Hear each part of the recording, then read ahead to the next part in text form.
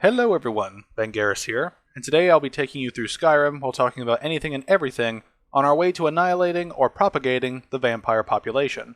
More on that in a moment. As previously mentioned in this series, we'll be tackling different parts of Skyrim's questlines in separate videos. Here's a reference for when we're tackling what. One point I need to make clear is that the first 10 videos in this series are focusing on the walkthrough aspect, where I show you the game while throwing out opinions and criticisms as we go. These sections focus on showing and explaining the content more so than critiquing every aspect of it. We'll dive into a heavy analysis of the game in the final video, so if you're expecting more analysis during the walkthrough section, you may find it lacking. That's intentional, so I ask that you be patient while I work on the final part of this series. It's looking to be a monster of a video, as I plan to take my previous commentary analysis sections and kick it up a notch with just about everything found in this game, especially on the story side, as that is where the bulk of Skyrim's content comes from. But let's get back on track. As I hinted at earlier, today we'll be tackling the Dawnguard questlines and several of the features that those questlines hold. As a special note for this video, the Dawnguard DLC's main story follows a major fork in the road near the beginning of the questline, resulting in two paths that largely follow the same story, but from different perspectives. Timestamps for each quest and section in those two chains can be found in the description, as well as my critical analysis playlist where you can find the rest of the Skyrim series once they're all uploaded, along with my other analytical content. Finally, feel free to leave a comment with your stories, opinions, and criticisms as this goes on. I'm sure you've got a lot to say about this one way or another. It helps me iron out the kinks in future videos by letting me know if I get anything wrong, word things poorly, or generally suck, and need to improve. I welcome the comments and criticisms. Now let's dive into the world of Bloodsuckers. Like the previous video, we'll begin with an experienced character instead of a fresh one, with this one being our archer, Bowman Bernard. We'll have gotten the quest objective to go to the Dawnguard base near Riften if we want to fend off the vampire menace. We'll locate a cave that will lead us to Dayspring Canyon, and we'll meet another wannabe vampire hunter, Agmaer. He says he's a little nervous as he's never done anything like this before, and he hopes we don't mind him walking up with us. He asks that we don't tell Isran, the leader of the Dawnguard, that Agmaer was afraid to meet him by himself, as it's not the best first impression for a new vampire hunter. We'll walk along a rough path to reach a fortress, as Agmaer says we probably killed lots of vampires, and he's sure Isran will sign us up, but he isn't sure about himself. We'll discover Fort Dawnguard, bigger than Agmaer expected, and he'll mention the place looks deserted. We'll find it isn't shortly after, and we'll enter the main building where Agmaer asks us to wish him luck. Once inside, we'll see Isran talking to someone, where he says he was finished with the Vigilance a long time ago. The man, Tolan, says he knows why he's here. The Vigilants are under attack everywhere, as the vampires are much more dangerous than they believed. Isran dryly says they now want to come running to safety with the Dawnguard. Then he recalls Keeper Karset telling him repeatedly that Fort Dawnguard is a crumbling ruin and not worth the expense and manpower to repair. And now that the Vigilants have stirred up the vampires against them, they come begging for his protection. Tolan somberly tells Isran that Karset and everyone else at the Hall of Vigilance are dead. Isran was right, and they were wrong, and Tolan asks if that's enough for him. Isran awkwardly says he never wanted any of this, and that he tried to warn all of them, but he is sorry for their fate. Then we'll meet the man. He'll ask who we are and what we want, and we'll say we're here to join the Dawnguard. Isran assumes we've got a fire in our belly to kill vampires, which he says is good for us. Then he tells us to look around, as there's really not much to join yet. Isran only just started rebuilding the Order.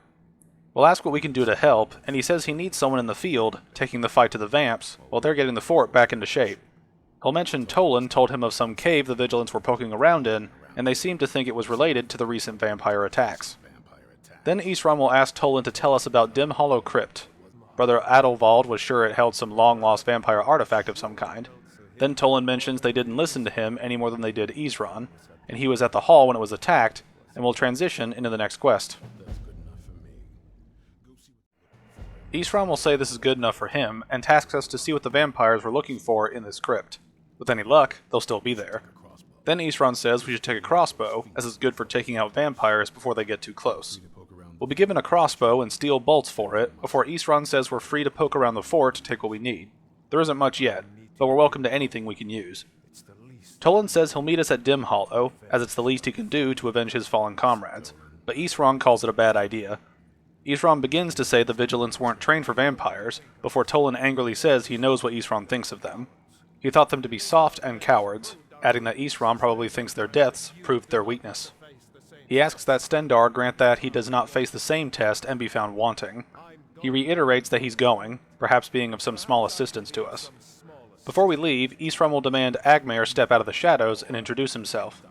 Agmaer introduces himself, calling Isran Sir, but Isran says he's not a soldier, and Ag isn't joining the army. Then Isran tells him to step forward again, and assumes Ag is a farm boy. Then he asks what his weapon is. Ag nervously says that he mostly uses his paw's axe when wolves are attacking the goats. Isran laughs at this, then says he thinks they can make a Dawnguard out of him. He'll give Ag a crossbow and inspect his shooting skills as he targets some boxes. We'll talk to Isran before we leave, beginning by asking what the Dawnguard is. He says we hunt and kill vampires, admonishing us for not paying attention. He says the Dawnguard kept all of Skyrim safe from the bloodsuckers in the old days. Then people stopped taking the threat seriously, the Dawnguard was disbanded, and the vampires came creeping back. Now Isran is trying to re-establish the Dawnguard and take the fight to the vampires for a change. He only hopes it isn't too late. Then we'll ask about Fort Dawnguard. He says it was originally owned by the Jarl of Riften back in the Second Era, but was a black mark on the Hold's history. He's trying to put it to good use. Then we'll ask for advice for a new vampire hunter. Isran says there's only one thing worth remembering. When it comes to vampires, if we're sloppy or careless, we're dead, and good people will die because of us. Isran's lasted this long because he doesn't take chances. He covers his tracks, and he keeps his eyes open. If we're smart, we'll do the same. Now let's look around Fort Dawnguard. There isn't much here yet, but it'll fill out as we gain additional members. We'll talk about the crossbow before we head to Dim Hollow Crypt. The crossbow, like the bow, is a projectile weapon that involves shooting an enemy. Instead of arrows, we use bolts, which are craftable at any forge if you know the respective tier of the bolt type, but you'll also need the schematics to unlock stronger crossbows. Crossbows shoot and reload much slower than bows, but the higher tiers ignore 50% of armor and allow enchantments on top of this, so an enchanted crossbow can be quite deadly in the right hands. We'll do a little enchanting farming to get our skill up to 100 so we can throw 2 enchantments on some of our items. Specifically crossbows, since I love sniping, and sniping works best when it kills the target in one shot. We'll head toward Dim Hollow and find the pathway up to it can be a bit difficult to find if you come at it from the wrong angle. We'll eventually reach it and head inside. We'll hear some vampires speaking of the vigilants never knowing when to give up, mentioning they taught them a lesson at their hall. One of the vamps says one came in here alone and was a fool like the rest of them. The other vampire says he fought well, as 2 other vampires were no match for him, but the other vamp says they deserved what they got as their arrogance had become insufferable. The first vampire says all this talk is making him thirsty, with him wishing another vigilant will wander in soon. Someone wandered in, but we ain't no vigilant. We're the cloaked crusader of the Dawnguard, the Javelin Jester. Anyway, the other vampire says she wishes Lokiel would hurry up, as she has half a mind to return to the castle and tell Harkon what a fool he's entrusted this mission to. The first vampire says he has half a mind to tell Lokiel of her disloyalty, and she says he wouldn't dare, and to keep on watch. Then we'll start javelining like we were born to, and kill a deathhound, a dog-like creature we'll see with vampires that act as their canine companions. Their bites inflict frost damage, so be wary of that if you want to go in smacking. We'll also see that the vigilant that came in was Tolan, his rage overcoming caution, which led him to join his brothers in arms. Such a fool. We'll sneak through a few encounters with vampires, skeletons, deathhounds, draugr, and spiders as we acquaint ourselves with the crossbow. As you can see, what the crossbow lacks in speed, it makes up for with power, as, even at a higher level, it still one-hit kills most vampire targets and enemies at this point. We'll fight through a master vampire after he kills an even gianter spider before we enter Dim Hollow Cavern. Once inside, we'll hear Adalvald saying he'll never tell the vampires anything, as his oath to Stendarr is stronger than any suffering they can inflict on him. Lokiel will kill him, with another vampire asking if that was wise, as he may have told them something. Lokiel dismisses it as he knew nothing and served his purpose by leading them here. Now it's up to them to bring Harkon the prize. He says they will not return without it, mentioning that Vingalmo and Orthiolf will make way for him after this. We'll meet them later when I show you the pro-vampire side of the questline. We'll cut down those who suck to live, and we'll engage in a puzzle where we need to lead a path of energy around the lines on the floor. We'll begin by letting the thing stab us, and we'll adjust the chalices until they are all in the correct position. Once completed, the floor around the central object will lower, and we'll open the stone monolith to find a woman, clearly with an elder scroll on her back, who asks who sent us here. We'll ask who she was expecting, and she says someone like her, and she'll confirm that she is a vampire. We'll ask why she was locked away like this, and she says it's complicated, and she's not totally sure if she can trust us. If we want to know the whole story, she asks us to help her get back to her family's home. We can ask where we need to go, and the quest ends. It's very weird that these quests keep ending mid-conversation, but let's move on. The Vamp Lady will say her family used to live on an island to the west of Solitude, and would guess they still do. Then she introduces herself as Serana, and will say it's good to meet her. We can ask a load of questions, beginning with why she was locked away. She says she'd rather not get into that with us, and mentions she's sorry, but she's not sure who she can trust yet. She says to get her home, and she'll have a better sense of where we all stand. We'll ask if the item she has is an Elder Scroll, and she confirms it is, and it's hers. We'll ask if it's fragile, and if we need to be careful with it. Serana laughs it off, saying nothing can destroy an Elder Scroll, and that we should worry about protecting our hide, as she worries about her things. We'll ask how long she was in the stone obelisk, and she says that's a good question. She feels it was a long time, and asks who Skyrim's High King is. We can declare Ulfric or Elisith if we want, or mention it's a matter of debate, which we'll say. Serana notes the War of Succession, and mentions it's good to know the world didn't get boring while she was gone. She'll ask who the contenders are, and when we inform her of the size, she asks what empire there is, showing how long she was stuck in an edgelord's box. We'll mention the empire is from Cyrodiil, and she questions Cyrodiil being the seat of an empire. She says she must have been gone longer than she thought, and definitely longer than she and others planned. Then she urges us to get her home so she can figure out what's happened. We'll ask about her home, and she says it's on an island near Solitude, and mentions we can hopefully find a boat to take us there. She mentions it's not the most welcoming place, but depending on who's around, she'll be safe there.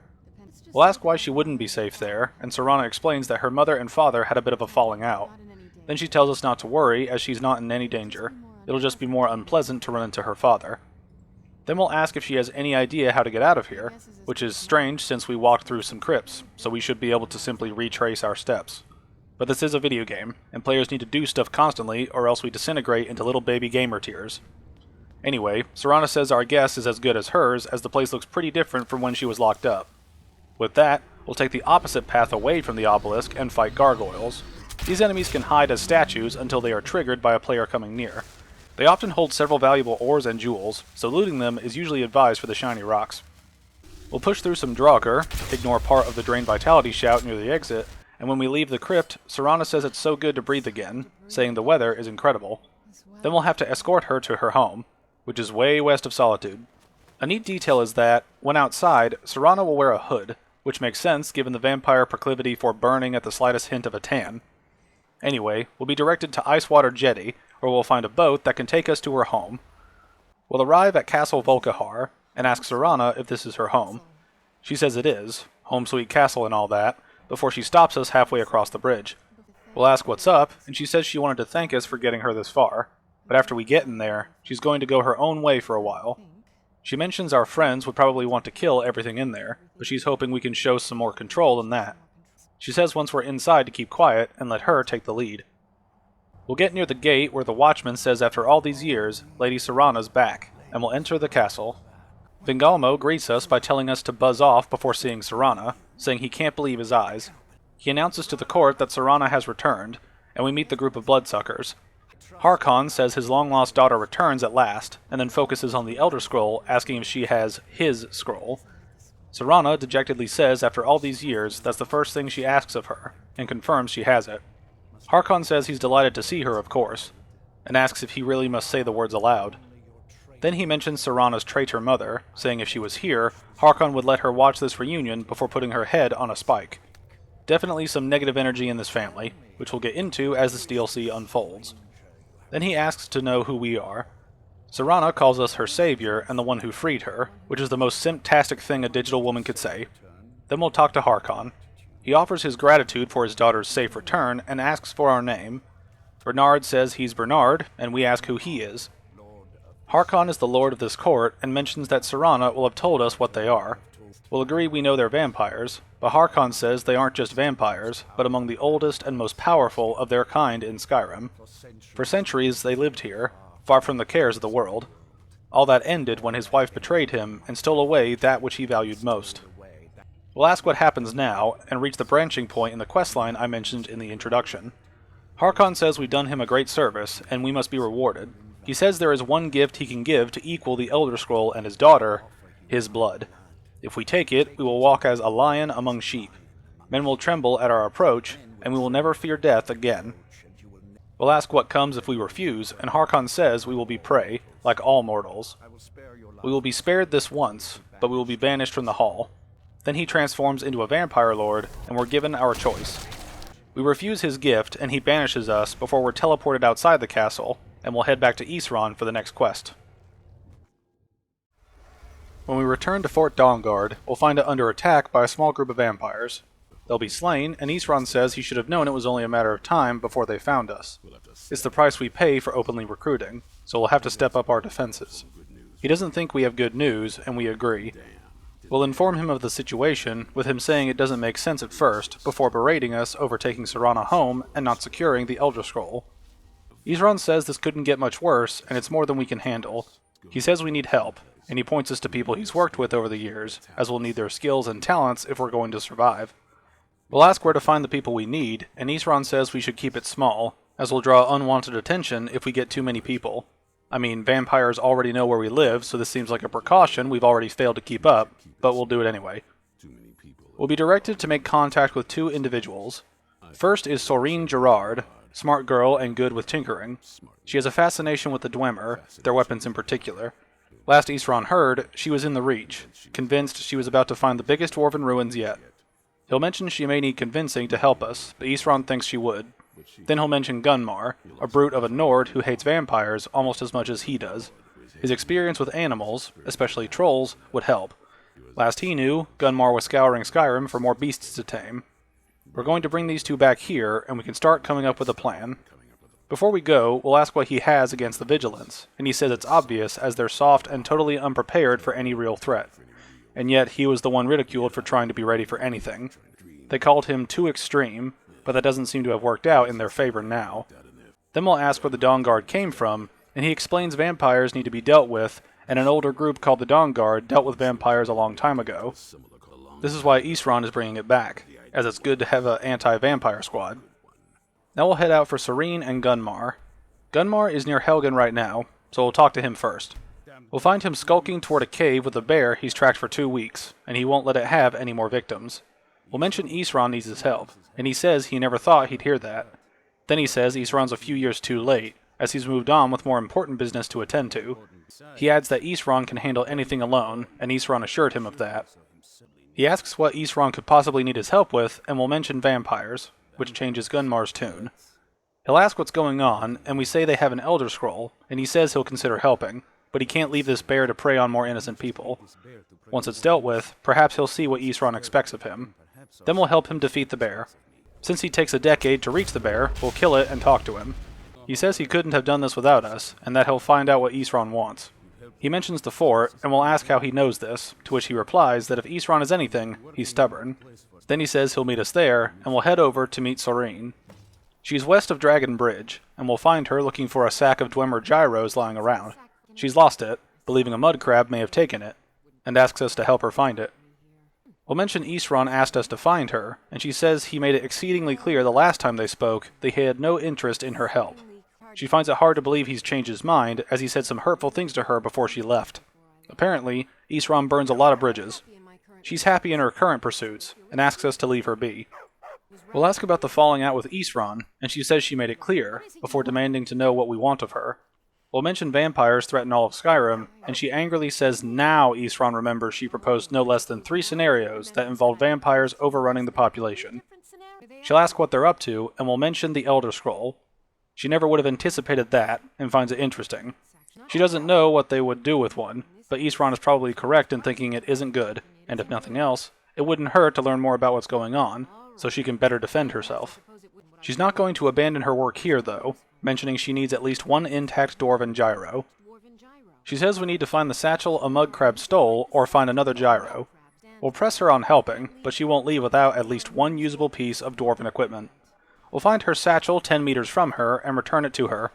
Gotta wonder if she searched for more than 5 seconds. Regardless, she thanks us, and says this will help with some things she's researching. We'll point her to Fort Dawnguard, and she'll agree to meet there. We'll return to Isran, where he locks the 2 of them in the main entrance and performs a ritual to make sure they aren't vampires. Isran then gives a pep talk about the Dawnguard standing in the way of powerful vampires, before Soreen asks what we actually know they're doing. Isran says we'll get to that, but for now, they're to get acquainted with the space. He set up a place for Serene to tinker with that crossbow design she's been working on, as well as a place for Gunmar to pen up some trolls, so he's to get them armored up and ready for use. Then Isran says we're going to get to the bottom of why a vampire showed up looking for us. He says we're going to have a chat with it, showing that dehumanization of vampires on Isran's part. Then we'll get to the next quest, but some things before we move on. Before we go with Isran, we'll talk to Serene and Gunmar. Serene says this place isn't a palace, but it's sturdy, secure, and seems defensible. She'd rather be here than most other places in Skyrim, and if Isran needs her, it must be pretty bad. We'll ask her some questions, beginning with what she knows about the old Dawnguard. She's only heard stories, and isn't sure if any of them are true. She heard a story where they were supposed to guard some vampire, but wound up all becoming vampires themselves when they saw how powerful he was. They preyed on the rift until someone finally put them down. She guesses it doesn't matter, and at least Isran's trying to do something noble with the name. This radically changes our perception of this organization, particularly in the naming. It'd be like creating the National American Zoning Initiative to help with deforestation, only to realize what you just named your organization. Seems like you might want to rethink the name. Moving on, we'll learn Serene can train us in marksmanship, up to 90, as she is a master, and we'll buy a few skills from her. Then we'll ask if she can teach us how to make a crossbow. She'll say she can teach us to make a basic one, assuming we know anything about steelsmithing, as it's pretty simple. Then she'll mention to talk to Gunmar for materials. Then we'll inspect her inventory and buy all her bolts because we'll need the ammo. We'll be coming back to her later to help her with something after the questline resolves. Now for Gunmar. He'll say it begins again, and he fears what is to come.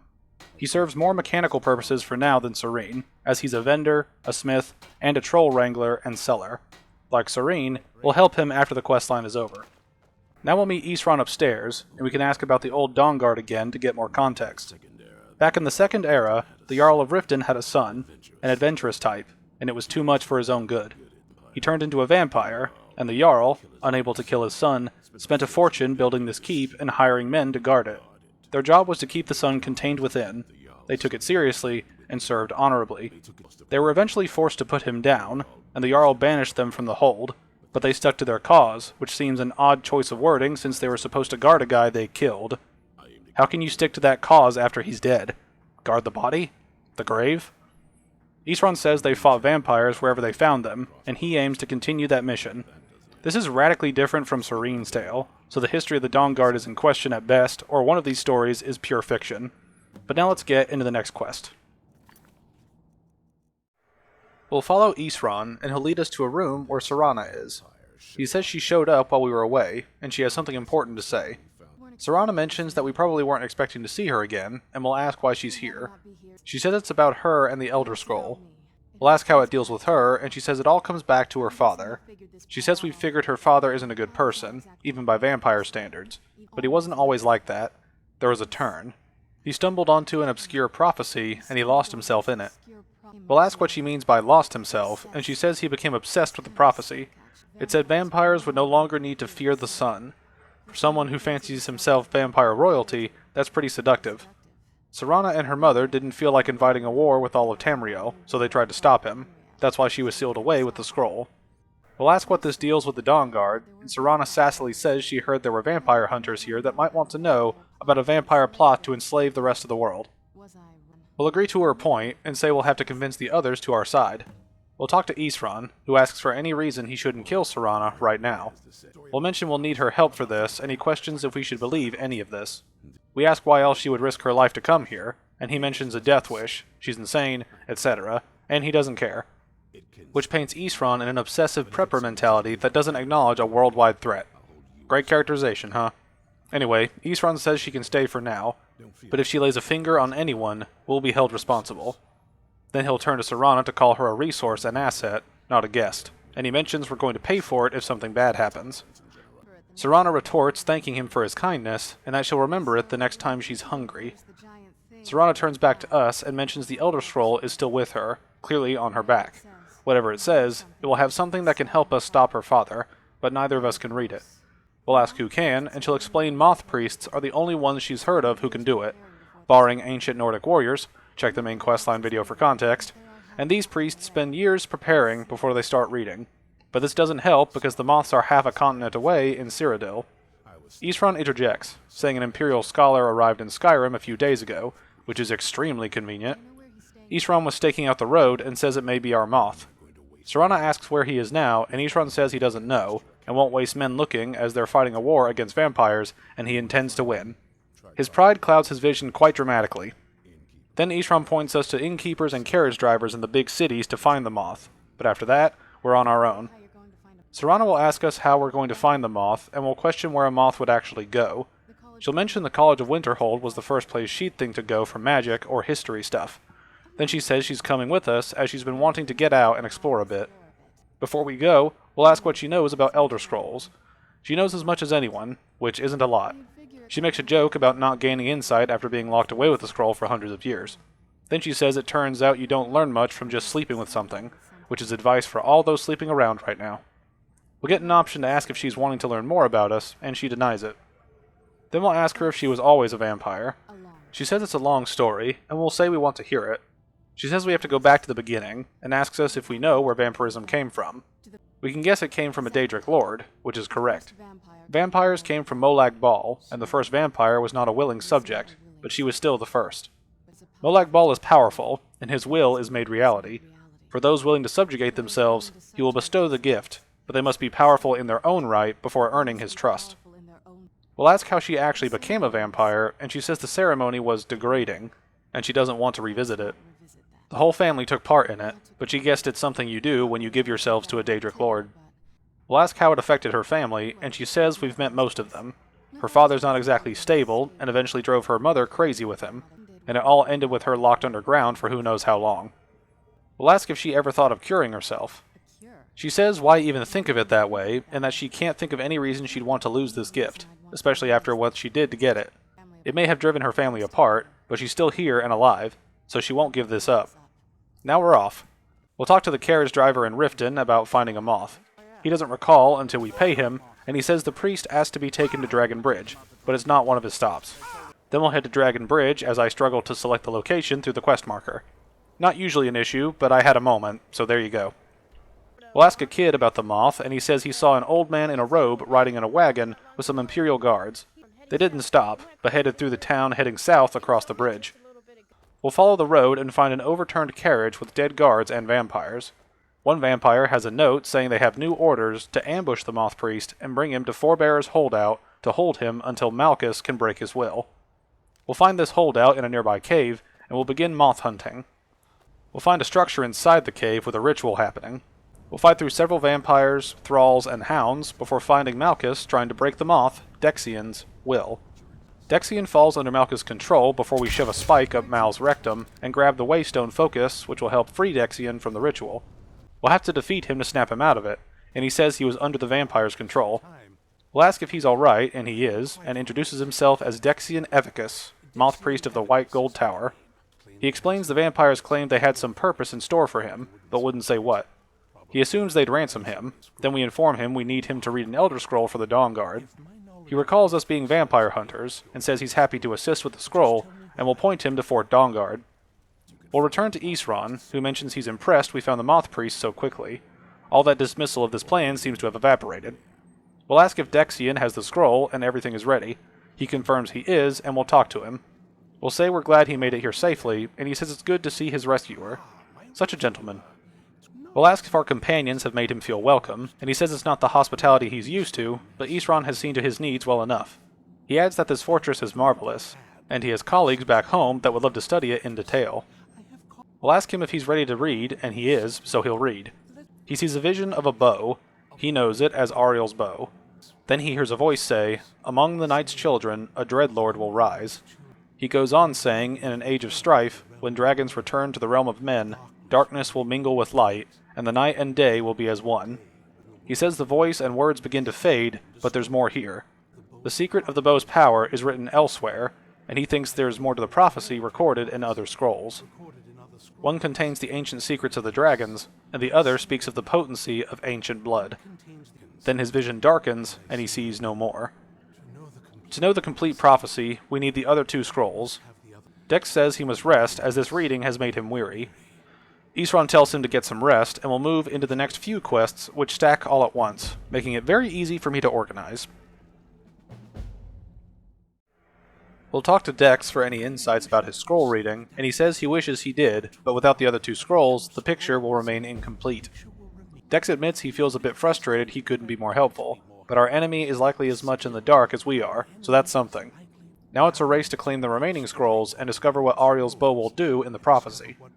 We'll mention we need the scroll that speaks of dragons, and he'll say he wishes he could help, but the scrolls change hands many times, so it's impossible to keep track. Normally he'd send us to the Imperial City in Cyrodiil to seek answers at the Imperial Library, but that avenue no longer exists. We'll ask why that is, and he says the scrolls vanished from the Imperial City around 175 of this era, and have been scattered across Tamriel by forces unknown, so scrolls will just up and leave on their own. Magic's cool and weird, isn't it? Then he'll say we should consult someone versed in magical knowledge and suggest the college as a place to start. Then we'll ask what he knows about the scrolls. He doesn't know as much as he would like. After decades of study, they remain a mystery to him. It's true for most of the Order as well. They don't really know where the scrolls came from or who wrote them. What they do know is some are born with a special gift to read them. These chosen few can divine events of the past and future through the scrolls, though in time, it drives them to blindness. Even today, the scrolls remain an enigma. Then we'll ask what moth priests do, and he says it's their sacred duty to study the scrolls. They read the ancient scrolls of prophecy in order to divine the future, and use that knowledge to aid the Emperor. Sometimes they go out to search for more scrolls for their library, which is why he's in Skyrim. Then we'll ask about the White Gold Tower, and he calls it the Great Spire at the heart of the Imperial City, and among the tallest in Tamriel. The lower floors are home to the Imperial Council, and the Order of Moth Priests occupies the middle floors. The tower suffered damage in the recent war with the Aldmeri Dominion, and is not what it once was. He hopes to see it restored to its former glory one day. Then Serana asks if we have a moment. We'll oblige, and she says she may know where we can start looking. We'll ask why she didn't say anything earlier, and she mentions half the people here would as soon kill her as talk to her, which doesn't make her want to open up. She got a warmer reception from her father, and that's saying something. We'll ask if Harkon even cares about her anymore, and she's asked herself the same thing. She hoped that him seeing her might make him feel something again, but she doesn't factor in at this point. She doesn't think he even sees her as his daughter anymore, just a means to an end. Then we'll ask where the scroll is, and she says it's with her mother, Valerica. Serana says she'll know where it is, and if we're lucky, she actually has it herself. We'll mention she said she doesn't know where her mother went, but she'll say the last time she saw her, she said she'd go somewhere safe where Harkon would never search. Other than that, her mother wouldn't say more. Serana lingers on the way her mother phrased it, saying it was cryptic, yet she called attention to it. We'll say her mother was being cautious, and she believes it possible, but what she can't figure out is why she said it that way. Besides, she can't imagine a single place Harkon would avoid looking, as he's had all this time to look. She asks for our ideas, and will suggest in Volkihar, and she says that almost makes sense. She used to tend Valerica's garden in the castle courtyard. All the ingredients for their potions came from there, and she used to say Harkon couldn't stand the place, calling it too peaceful. We'll mention that it's risky staying around the castle, but she says her mother wasn't a coward. She doesn't think we'll trip over her there, but it's worth a look. We say they won't let us in the front door, and Serana suggests a way to get to the courtyard without arousing suspicion. She mentions an unused inlet on the northern side of the island that was used by the previous owners to bring supplies into the castle. An old escape tunnel exits there, so that's our ticket inside. We've got some things to take care of before we go, so she'll meet us at the dock before the castle. In order to find one of the scrolls we need, we'll have to do several things in the base game, including getting into the College of Winterhold, talking to the Grumpy Orc for details on Elder Scrolls, finding Septimus Cygnus, and going through his quest to reach Blackreach and Tower Mazark. See the College of Winterhold and Daedric Quest videos for context on those encounters more specifically. Once the scroll is ours, we'll be moving into Phase 2 to find Valerica and a scroll if she has one. I know the structure of these quests makes sectioning these in a video weird, but bear with me as we move into the next section of this. We'll talk to Serana and head to the castle. Serana will mention how big it looks from down by the sea, which can be clipped into oblivion. Have fun, Internet. Anyway, we'll fight through skeletons on the outside, and once we're inside, we'll be dealing with various critters that vampires control. Serana comments on the old water cistern smelling particularly awful in the past, and that we should be thankful we weren't there. A lot of these little comments throughout our interactions with Serana help the world building and characterization on her part, which is a great and simple way to exude character, without forcing cutscenes with tragic backstories or long sequences of dialogue where a character rants about their life. I prefer diegetic characterization in storytelling, opposed to a narrator saying, by the way, their past was absolutely terrible and abusive, or something as matter-of-fact and literal. Granted, it does boil down to execution and taste, but I'm much more invested through diegetic role-building and characterization. Anyway, we'll continue through the bloody bowels of the castle as we deal with traps and vamp kids until we reach the courtyard. Serana is distraught by the condition of the courtyard, as it looks like we're the first to set foot here in centuries, which she should know that happens to plants when they aren't cared for over a period of hundreds of years. Seems like an odd mistake to reinforce the condition of the area. Would have been better to mention its former beauty declining through a lack of care rather than age affecting it. Serana will also mention the entrance to the courtyard from the Great Hall was sealed up, presumably by her father. Shows how much he hated the place. Then she mentions she'd walk through here after evening meals, which sounds delightful until you take into the context of what dinner would be. Then she'll run over to a dead garden, calling it her mother's, and tells us to imagine how beautiful something can be when it's tended by a master for hundreds of years. Her mother would have hated to see it like this. Then she looks to the moon dial and mentions the crests are missing and the dial is askew. She didn't know the crest could be removed, and mentions her mother may be trying to tell us something. Imagine why that is, fellow gamers and puzzle solvers. We'll then investigate the moon dial and look around for the crests missing. Once we add the full, half, and crescent crests, the dial activates and your secret staircase is revealed. Gotta love 'em. Although it does beg the question if there's any emergency secrecy switch, since Serana remembers this thing with all the crests on it growing up, meaning it would show the secret passage unless another mechanism is used to prevent unwanted visitors. Serana says it was very clever, and that she's never been in these tunnels before, but she'd bet they run right under the courtyard and into the tower ruins. Then we'll head into the Volkihar ruins. We'll go through a few areas with secret passages and undead, as Serana says she's never seen this part of the castle, so she doesn't know what might be lurking within. We'll easily handle it as we're the Joker, but with unlimited ranged power and sneakiness. We'll eventually reach a final room with a stone circle on the ground. Serana says she knew her mother was deep into necromancy and taught her everything she knew, but she had no clue her mother had a setup like this. Serana will look around, mentioning it must have taken her mother years collecting these compounds. Then we get a great quote. I'm not sure about this circle, but it's obviously something. Indeed, Serana. Indeed. Serana will suggest we look around, as there must be something here that tells us where Valerica is. We'll ask what we're looking for, and she mentions her mother's meticulous research. If we can find her notes, there might be some hints in there. We'll ask if her mother kept gargoyles here, and she says she never saw any. Her mother had a thing for magical constructs, not what we're thinking, and she found them fascinating. Then we'll compliment her mother's laboratory, and she says she had no idea that her lab existed. She mentions an alchemy setup in her drawing room, but nothing even comes close to what's here. When we ask what she researched, Serana would guess her mother wanted to advance her necromancy. We'll ask to what end, and she doesn't know. It certainly isn't longevity, kind of a waste of time for a vampire, which makes sense. We'll look for Valerica's journal, and when we find it, we'll see some entries citing Harkon's short-sightedness would cast a light on vampires and turn the world against them. She also had a breakthrough allowing attunement of a portal to the Soul Cairn. She lacks a key ingredient at first, then adds the recipe, with unknown quantities, involving finely ground bone meal, purified void salt, soul gem shards, and her own blood to sustain the portal and prevent others from duplicating the process and following her. Then her last entry says she'll enter the Soul Cairn after setting up Serana in the crypt we found her in. We'll give the journal to Serana and ask about the Soul Cairn, but she only knows what Valerica told her. She had a theory about soul gems, where the souls inside don't just vanish when they're used. Instead, they end up in the Soul Cairn. We'll ask why her mother cared where used souls went, and Serana says the Soul Cairn is home to very powerful beings. Necromancers send them souls, and receive powers of their own in return. Valerica spent a lot of time trying to contact them directly and travel to the Soul Cairn itself. Then we'll work to find her, and Serana will help us set up the ritual to enter the Soul Cairn. We'll hit a snag, as we don't have her blood, but we'll mention that Serana should share her blood. She'll hope it's enough, as mistakes like these with portals can get gruesome. Then we'll grab the ingredients around the room and put them in the silver bowl. We'll also head outside to unlock the balcony, which allows us to warp directly in and out of Valerica's lab. Useful, but makes no sense given we're on a balcony. How do we get up and down from here? Having a doorway that leads down to a small hidden dock with a boat would solve the problem. Getting back to Soul's Land, we'll ask Serana about the Soul Cairn. She says it's a tiny sliver of oblivion, the realm of the Daedra. It's ruled by unseen beings known as the Ideal Masters. We'll ask why her mother was so fascinated by the cairn, and Serana says she doesn't know. Necromancers are always interested in souls, so that probably has some kind of interest. Then we'll ask what the ideal masters are, and she says nobody really knows. As far as she's heard, no one's seen them and returned to Tamriel to tell about it. We'll ask how we're sure they even exist, and she says she's read stories of fools that manage to communicate with them. You give them souls, and they give you powers to summon the undead. Very businesslike.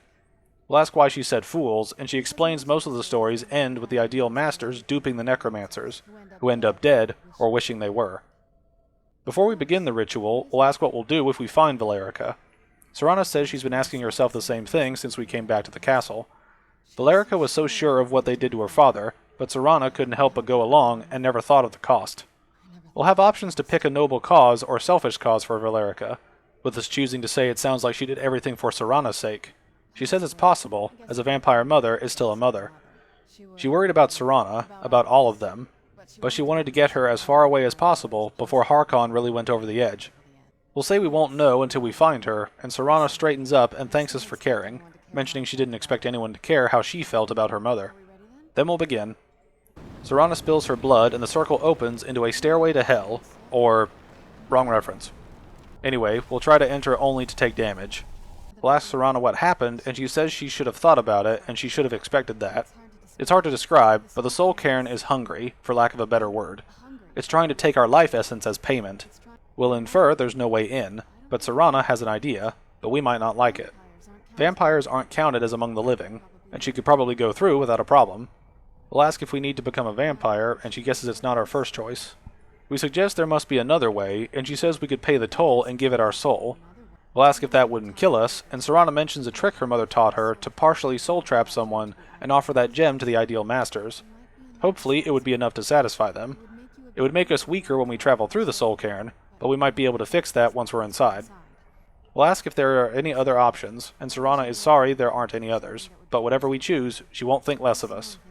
We can choose to become a vampire or be partially soul-trapped, and we'll pick the soul trap as vampires are icky. Serana asks if we're sure, and we are. Then she hopes we trust her, and she says she'd never do anything that could hurt us. We'll say we trust her completely, which is a bit of a stretch, but given her actions that fly in the face of her father and risk her life ending, I could be persuaded.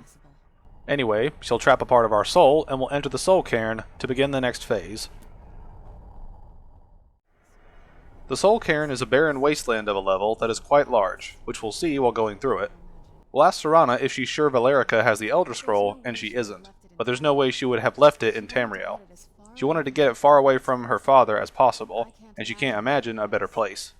We ask what we'll do if she doesn't have it, and Serana says we'll find out where she hid it. We'll ask why her mother couldn't hide in the Soul Cairn and then return with Serana, saying it was probably to avoid whatever Harkon would do to her if he could get a hold of her. Then she suggests it may have been her plan to come back, but became stuck here. We won't know until we find her. We'll ask her if she knows anything about this place, and it's only what her mother told her. Serana also studied a bit on her own, but there's not much. She explains when something is trapped in a soul gem, and then the energy is used for powering an enchantment, the remnants are sent here. We'll ask if it's for any soul gem, and she says specifically black ones, as she doesn't know if the Soul Cairn takes just any leftovers. We'll ask if anything lives here, and she tells us to look at this place and asks us to think about anything wanting to live here. I mean, some things live places because they can't get out, as we'll see soon. Serana says the only things that can survive here are the ideal masters, the undead, and the souls themselves, if you want to call that living. We'll ask her if we might meet the ideal masters, and she doesn't think anyone's ever met them, and she isn't sure anyone knows what they look like. She says they could be underground, flying above us, they might be the ground. She has no idea. We'll question why they collect these souls, and Serana says there are lots of theories, with some saying they feed on the souls. Others think they use them as payment to an even higher power, like a currency. Whatever they're doing with them, they've been harvesting for millennia. There's no telling how many souls are trapped here. We'll ask why a necromancer would want to deal with them, and she mentions powerful undead around here. Even a necromancer as seasoned as her mother would be willing to spend years to gain access to them. We'll say summoning is what she means, and she agrees, and comments it's a lost art.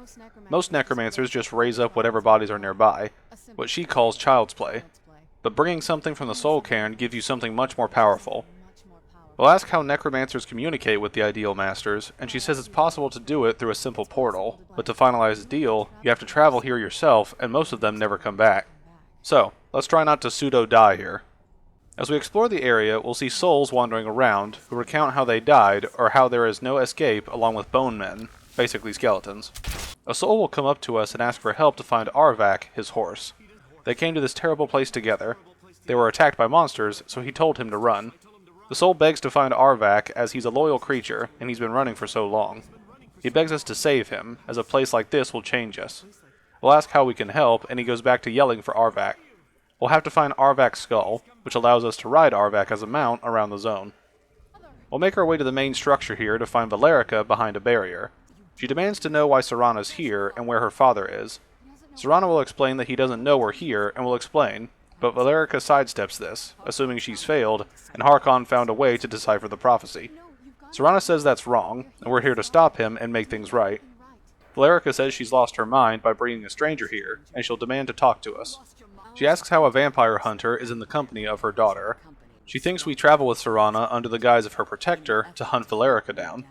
We say there's no ruse, and we want to keep our waifu safe, but she says that's hard to believe when we murder vampires as a trade. I mean, we murder murderers, so think of that. She says Serana has sacrificed everything to prevent Harkon from completing the prophecy, and would have expected her to explain that to us. We'll say that's why we're here for the scroll. Valerica berates us for thinking she had the audacity to place her own daughter in that tomb for the protection of her scroll alone. She explains the scrolls are merely a means to an end. The key to the tyranny of the sun is Serana herself. We'll ask what she means, and she explains she fled from Volkihar with 2 scrolls. One was with Serana that speaks of Ariel and his arcane weapon, Ariel's bow. The second declares that the blood of Cold Harbor's daughter will blind the eye of the dragon. We'll ask how Serana fits in, and she explains, like herself, Serana was human once, and they were devout followers of Molag Bal. Tradition dictates the females be offered to Molag Bal on his summoning day. Few survive the ordeal, but those that do emerge as pure-blooded vampires. They call these confluences the Daughters of Cold Harbor. We'll ask what Cold Harbor is, and she says it's what some call the domain of Molag Bal in Oblivion. Then we'll ask if Serana underwent this ritual willingly, with Valerica saying it was expected of her and Valerica. It is an honor to be an offering to Molag Bal, and Serana wouldn't have dared to turn her back on that. We'll then ask about the tyranny of the sun requiring Serana's blood, and Valerica says we're beginning to see why she wanted to protect Serana, and why she's kept the other scroll as far from her as possible. If Harkon obtained the bow and Serana's blood was used to taint the weapon, the tyranny of the sun would be complete, which we'll see much later in the video near the end. Anyway, in Harkon's eyes, Serana would be dying for the good of all vampires, which is undermined by how the mechanics of using the bow actually work, but we'll get there. We say we wouldn't allow that to happen, and she asks how we plan on stopping him. We say we'll kill him, and she calls us a bigger fool than she originally suspected. She asks why we didn't think she weighed that option before she enacted her plan. I would say you were the closest person to Harkon, as his wife, so you were in the perfect position to kill him, especially with the centuries of alchemy skills. Surely you could make a poison to kill a vampire lord. But we're here. We mentioned Serana's opinion on this, and Valerica says we care nothing for Serana or their plight. Whether or not we've become one of them to survive the Soul Cairn, we're still a vampire hunter at heart. She says we're here because they are abominations in our mind, evil creatures that need to be destroyed. We'll say Serana believes in us, so why won't she? Then we see Serana confront her. Let's watch. Serana? This stranger aligns himself with those that would hunt you down and slay you like an animal. Yet I should entrust you to him. This stranger has done more for me in the brief time I've known him than you've done in centuries. How dare you? I gave up everything I cared about to protect you from that fanatic you call a father. Yes, he's a fanatic.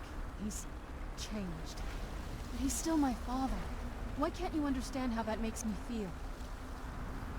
Serana, if you'd only open your eyes. The moment your father discovers your role in the prophecy, that he needs your blood, you'll be in terrible danger. So to protect me, you decided to shut me away from everything I cared about. You never asked me if hiding me in that tomb was the best course of action. You just expected me to follow you blindly. Both of you were obsessed with your own paths. Your motivations might have been different, but in the end, I'm still just a pawn to you two. I want us to be a family again. But I don't know if we can ever have that. Maybe we don't deserve that kind of happiness. Maybe it isn't for us. But we have to stop him before he goes too far. And to do that, we need the Elder Scroll. I'm sorry, Serana. I didn't know. I didn't see. I've allowed my hatred of your father to estrange us for too long. Forgive me. If you want the Elder Scroll, it's yours. Good job, Serana. Don't be no pawn. Anyway, Valerica says our intentions are still unclear to her, but for Serana's sake, she'll help us. We'll ask if she has the Elder Scroll, and she says she's kept it safe here since she was imprisoned. Fortunately, we're in a position to breach the barrier that surrounds these ruins. We'll need to locate the tallest of the rocky spires that surround the ruins. At their bases, the barrier's energy is being drawn from unfortunate souls that have been exiled here. We need to destroy the keepers that are tending them, and it should bring the barrier down. We'll return soon, but Valerica warns us there is a dragon called Durnavir roaming the cairn. The Ideal Masters have charged him with overseeing the keepers, and will intervene if we're perceived as a threat. Before we go, we'll ask Valerica some questions. We'll ask why she hasn't pursued the prophecy, and she says Harkon's vision is a world plunged into eternal darkness, where the vampires can flourish and never again fear the tyranny of the sun. What he fails to realize is how much attention would be called to vampires if the prophecy came to fruition. Many would raise armies to attempt to return things to normal. The order of the day would be their destruction, until every last vampire was hunted down and eliminated. We'll infer from this that she prefers living in the shadows, which she confirms, and it's how vampires have survived for millennia, and the only way they can continue to survive in the future. I'm surprised she didn't mention the simple fact that if the sun is changed or even destroyed, we're all toast, because plants will die, then people and animals will die, then vampires won't have anything to eat. I'm also not sure if a lack of food will kill vampires in this universe. If Serana is anything to go by, they won't since she was locked up for centuries, but it would still negatively impact vampires everywhere. Some rabid ones will probably turn on each other out of desperation, assuming they can do that, but then we get into a lot of logistics that aren't worth bringing up because it doesn't happen in the game, so feel free to explore those situations in the comments. Anyway, we'll ask Valerica how she became imprisoned here, and she explains that when she entered the Soul Cairn, she intended to strike a bargain with the Ideal Masters. The bargain involved Val requesting refuge in the cairn, and in exchange, she would provide the Masters with souls that they craved. If she had foreseen the value they placed on her own soul, she never would have come here. We'll say they tricked her, and she says they unleashed their keepers and sent them to destroy her, so she retreated into these ruins but became trapped. Since the keepers weren't able to claim her soul, they had their minions construct a barrier that she'd never be able to breach. We'll ask if she's been imprisoned here all this time, and she says time has little meaning to her. Consequently, it has little meaning to the Masters as well. She says we could call this the ultimate waiting game, each watching the other to see which will give in. We'll ask if we leave the cairn, can we return safely, and she says our body has become attuned to it. A part of us rubbed off on it, and in its place, a bit of the cairn filled the void. We should have no difficulty using the portal any longer. Then we'll ask who the Ideal Masters are, and she admits she knows little about them. They're mystic entities that lord over the cairn, controlling every aspect from its fabric to its appearance. We'll ask what they resemble, and she says some necromancers believe they are the crystalline structures dotting the cairn. She believes there's more to it, thinking they transcend what we perceive as a physical form. Perhaps they were once corporeal beings, but they've obviously reached a point where they no longer require a tangible presence, with the crystals being conduits through which the Masters speak to their underlings and feed on their victims. We'll ask why they would require sustenance, and she says their weakness is their insatiable hunger for pure souls. It's the reason for the cairn's existence, and the only leverage a necromancer has when bargaining with them. We'll ask what they provide, and she repeats what we heard before, with powerful undead useful to necromancers. However, the majority of the necromancers foolish enough to enter into a bargain with the Masters wind up here as harvested souls. Before we really start exploring, we'll ask how Serana feels after talking to her mother. She's relieved, as all those things have been building for a while, and we have no idea how long she wanted to say that to her. We'll ask why she ever agreed to her mother's plan. She says she loved her father, but when he found the prophecy, that became his life. Everything else, even she and her mother, became clutter. She was close with her mother, but she just kept feeding Serana her opinions of him, and eventually she started believing them. We'll say it sounds like she already didn't like her father, and she says they were never close. Once they threw in their lot with Molag Bal, people just don't think about their families anymore. Power takes precedence, he always said, and Serana was caught in the middle. It took until now to figure out that her mother was really just as bad as he was. He was obsessed with power, she was obsessed with seeing him fail, and it became toxic. She thinks she could have seen this coming, and they could all be better off now. We'll say it sounds like they were both being selfish, and she agrees. She just wonders if that meant it was her job to be giving. This is why you shouldn't fill your kids with your pettiness and spite. Now let's explore the void for the keepers. These towers aren't close, so we'll kill many already dead things on the way to each one. Once we reach each tower, we'll fight a beefy keeper wearing dragonbone armor, so they look cool, but they're also tough. Luckily, we're tougher. They'll drop filled black soul gems, which allows for the strongest enchantments possible, making it easy to get 3 major enchantments if you have the skills. After we kill the second keeper, we'll find Arvak's skull at a little shrine, so we'll return that later. The final keeper we'll defeat is atop a tower, so we'll be using these portal goop holes, trademark, to reach the top. These basically warp you from A to B. We'll take out the last keeper, and we'll make our way back to Valerica. The barrier is down, and when we talk to her, she says it's impressive to defeat all 3 keepers. We'll ask for the scroll, and she says to follow. We'll also keep watch for Durnavir, as with the prison's barrier down, he's certain to investigate. Then we'll head into the Boneyard as we follow Valerica. Before we reach the scroll, Durnavir will arrive, and we'll fend him and Lil Skelebros off. We'll defeat him, and Valerica will admit she didn't think she'd see him go down. We'll ask why, and she says volumes written on him allege he can't be slain by normal means, but it appears they were mistaken. Then she says the soul of a dragon is as resilient as its owner's scaly hide. It's possible that our killing blow merely displaced Durnavir's physical form while he reconstitutes himself. We'll ask how long that'll take, and she can't begin to guess, as it could be minutes, hours, years, or more. Now Valerica will give us the Elder Scroll as we loot all her alchemy stuff. Before we go, we'll talk to her. She says we should be on our way, and offers help before we go. We'll ask if she can help us get our soul back, and she notices her daughter applying the lessons she taught her. She agrees to help, and explains our soul essence was trapped inside a gem. When we entered the soul cairn, it was given to the ideal masters as payment. We simply need to retrieve the gem, and our soul essence will be restored. We'll ask where it could be, and she mentions an offering altar not far from here. Our gem could be there. She'll mention this is our last chance for more help, and we'll ask if she's staying here. She says she has no choice, as she's a daughter of Cold Harbor, and returning would increase Harkon's likelihood of bringing the prophecy to fruition. I mean, you could stay with the group and help us, and 2 powerful vampires would assumedly tip the scales in our favor against him, but this is her choice.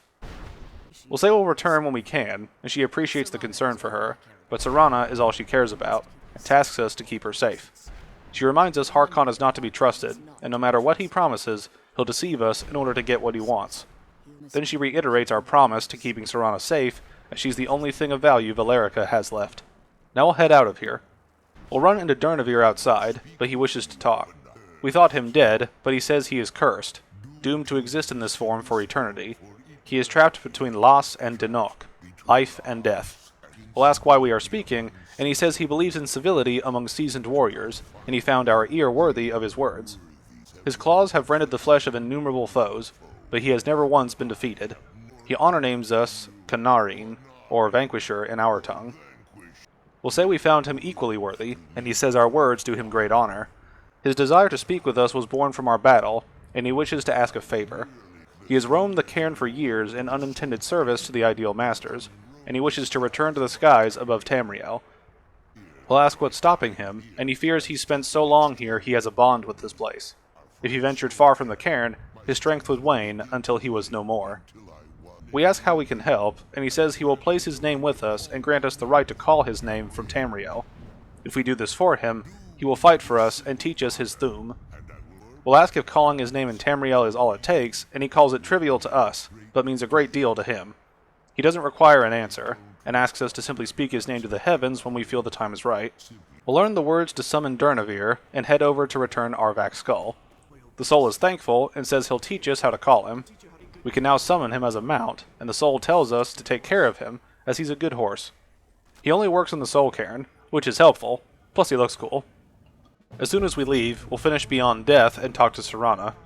We'll ask if it bothers her to work against her father, and she says it doesn't surprise her, as she figured we were heading for this someday. She just didn't know when. We'll ask if it'd be hard for her if we have to kill him, and she bluntly says she's been assuming that's where all this is going. She's trying to make her peace with it. Now let's return to Dexian. Notice the blindfold on him when we return the scrolls to him. He says he can no longer be of use for this matter. We'll learn he's blind because he hastily read the first scroll while neglecting the careful preparation required. He thought he'd be able to allay the after effects, but he was wrong, and now he's paying for it. We'll ask if we can do anything to help him, and he says it'll have to run its course, and there's a chance he may never recover.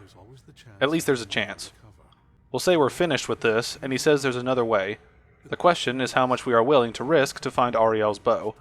We'll ask what we need to do, and he can't guarantee we'd be free from harm, Becoming blind could be the least of our worries. He explains that there are secluded locations scattered across Tamriel known as Ancestor Glades. There's one in Skyrim in the Pine Forest. Performing the ritual of the Ancestor Moth within the glade should provide the answers we seek. We'll ask about this ritual, and Dex says it involves removing the bark from a canticle tree, which will in turn attract Ancestor Moths to us. Once the moths are following, they'll provide us with the second sight needed to decipher the scrolls. We'll ask about carefully gathering the bark, and Dex explains it's tradition to use a specific tool in the Ancestor Glade known as a draw knife. Every moth priest is taught this ritual, but few ever get the chance to perform it, and we should consider ourselves fortunate if it works for us. We'll ask if we need to read the scrolls in any particular order, and he says we need to read the Blood one, since it foreshadows the defiance of the gods, since it's the key to the prophecy. Then we'll head into the next quest. We'll ask what went wrong when he read the scroll, and he says deciphering one of the Elder Scrolls is nothing like reading a simple book. There's quite a bit of ritual and concentration required. It can take months, even years to complete a single scroll, and even then, months to recover. It's like a young adult novel, basically. We'll ask if it's normal to go blind as a moth priest, and he says it's sadly common. It's the inevitable fate they agree to pursue when reading the Elder Scrolls. It generally doesn't occur until a moth priest is in his latter years, but in Dex's case, he simply wasn't preparing himself properly. We'll ask how a moth is related to the Elder Scrolls, and he explains it's no mere coincidence that they're named moth priests. The voice of the Ancestor Moth has always been an integral part of reading the scrolls. We'll comment that moths barely make a sound, let alone speak, but Dex says they maintain a connection to ancient magic that allows the priests to decipher them. If we listen closely when we find the glade, we should be able to hear their song, a soft, harmonious trilling. It's through this chorus that the moths tap into a form of primal augur and become a conduit for deciphering the scrolls. We ask how this helps a moth priest, and he says by having the moths close to the priest, they can utilize the conduit and share the moth's augury. Only the most resilient of priests can do it this way, and it takes years to practice to interpret the harmony. We'll ask how we can possibly stand a chance at this, and he says we've come far and found several Elder Scrolls. Whether we believe it or not, the scrolls have a mind of their own. If they didn't want us to find them, they wouldn't allow it. Because of this, Dex strongly believes we were meant to hear the ancestral chorus, and there's only one way to find out. If the scrolls want things, I gotta wonder if they can be sadistic or stupid after this, though. Before we leave, we'll hear Serene asking why Gunmar armored up trolls, and he got it from fighting them and thinking, what could be worse? Then Serene will ask if we have a moment, and she says she's been talking with Gunmar, and they're slightly worried. They both realize that if Isran's even allowed them in here, he must really be concerned. And if he's concerned, the situation must be pretty bad. We'll ask if she's worried about what we're up against, and she admits she is, as the vampires are a new threat that is truly deadly. She and Gunmar agree we're going to need Florentius' help. Serene and Gunmar have a lot of work to do, so they were hoping we could track him down. We'll ask who he is, and learn he's a priest of Archay, or was, then says it's complicated. He's eccentric, but we can trust him and could definitely use his skills. We'll ask where to find him, and she says we don't know, as she hasn't seen him in years. She suggests talking to Isran, as Florentius was in regular contact with the Vigilance, and he would have kept track of that. We can ask Isran about it, but Serene says he might not like the idea. Then we'll get a side quest. We'll ask Serene why Isran wouldn't like us asking about Flor, and she says the two of them never got along. That's why we haven't been sent to look for him like the others. We'll do this quest later once the mainline Dawnguard quest is over. We'll head to the Ancestor Glade near Falkreath and make our way to the Moths. Once we enter the main chamber, Serana comments on the beauty of the place, saying no one's been here in centuries. Then we'll find the draw knife we need in a weird altar thingy, then we'll scrape a tree and the moths will like us. Serana comments on us starting to glitter, and we'll run around into all the moth swarms to achieve peak mothness. Once we gather all the moths needed to conquer the universe, we'll enter the Column of Light and read the Elder Scroll Blood. We'll be shown a vague map with symbols pointing us to 2 points. We'll speak to Serana afterwards, and she asks if we're okay. We'll say it felt strange, and she saw it in our eyes, as we looked 1,000 leagues away. She asks if we know where Ariel's bow is, and we tell her it's in Darkfall Cave. She says it's almost over, and we can put an end to the prophecy. Then we'll head into the next quest. Where is this Darkfall Cave? Before we leave, we'll ask Serana for what she knows about Ariel's bow. She doesn't know much, but if we read any history, it shows up from time to time, but it's also hard to track. As far as she knows, it's never been held by a vampire. We'll ask what it has to do with the sun, and she tells us Ariel is one of the elven gods. The way she's heard it, the sun represents the connection from our world to theirs. Supposedly, the bow draws its energy from the sun itself, which is why it shows up in the prophecy. We'll also be attacked by Harkon's forces while trying to get the lore, which is annoying. We'll fight off the lore haters and then catch up to where we were with the bow. We'll ask what it does, and she says she doesn't know, but once we have it, hopefully, it'll be obvious. Now begins one of the longest quests in the game. Not quite Barenzaya level, but it's still one of the longest quests from start to finish. You'll see why as we go through it. We'll go to Darkfall Cave and find a dead end above a running river. We'll jump in and float along until we get a spider jump scare. Then we'll fall out into another cave and we'll end the arachnus creepy-leggedness before exploring. We'll find a dead Breton with a small camp and a note. It serves as a last will and testament to her sister, as she's been trapped in this cave with trolls, foolishly thinking they could live in peace with them. She prayed for a quick death, which we hope she got. Anyway, we'll loot her junk and move on. We'll follow the torches and take out the trolls they lead to. Then we'll find a shrine with an elf. This is Knight Paladin Gelibor, and he welcomes us to the great chantry of Ariel. We'll ask if this cave is a temple to Ariel, and he mentions the various names of Ariel, one of them being Akatosh, which gives you an idea of the status of Ariel in the pantheon of gods. He also mentions Ariel goes by different names for the sovereign of the Snow Elves. We'll ask if he's a Falmer, and he says he prefers Snow Elf as Falmer usually holds a negative meaning to most travelers. What we know as the Falmer, he calls the Betrayed. Then we'll guess he knows why we're here, and he knows we're here for Ariel's bow. He can help us get to it, but he needs our assistance. We'll ask how he knew we'd come, and he said he's served as the Chantry's sentinel for 1,000 years, but there hasn't been a single visitor for any other reason. They request Ariel's bow, and he requests assistance. It's been repeated so many times he can't imagine it any other way. Then we'll ask what assistance he needs, and he needs us to kill Arch-Curate Verthur, his brother. When we ask why, he says the kinship they once had is gone, and he doesn't understand what Verthur's become, but he's no longer the brother he knew. He says the Betrayed did something to him, but he doesn't know why Ariel would allow this to happen. We'll ask what the Betrayed did, and he says they swept into the Chantry without warning, and began killing everyone without pause. We'll ask if he fought back, and he did, but the Chantry was a place of peaceful worship, and the handful of paladins Gelibor led were no match for the numbers of the Betrayed. They slaughtered everyone, and stormed the inner sanctum, where he believes they corrupted Verthur. We say he doesn't even know if he's alive, but he says he's seen his brother, but something's wrong. He looks as though he's in pain or under duress. He just stands there and watches, as though waiting. We'll ask if he's tried getting into the inner sanctum, and he says leaving the way shrines unguarded would violate his sacred duty to Ariel, and an assault on the Betrayed guarding the sanctum would only end in his death. We'll ask about the way shrines, and he'll show us what he's talking about. He'll walk over and shoot a shrine atop the way shrine, and it lifts up to activate the way shrine. He then explains these were used for meditation and transport when the Chantry was a place of enlightenment. Prelates of these shrines were charged with teaching the mantras of Ariel to the initiates. Serana asks about the basin inside, and Gel explains once the initiate completed his mantras, he'd dip a ceremonial ewer into the basin and proceed to the next way shrine. Serana sarcastically dumbs this down to initiates looking around a heavy pitcher of water, then asks how long they would do this. Gel says once their enlightenment was complete, they'd bring the ewer to the Chantry's inner sanctum.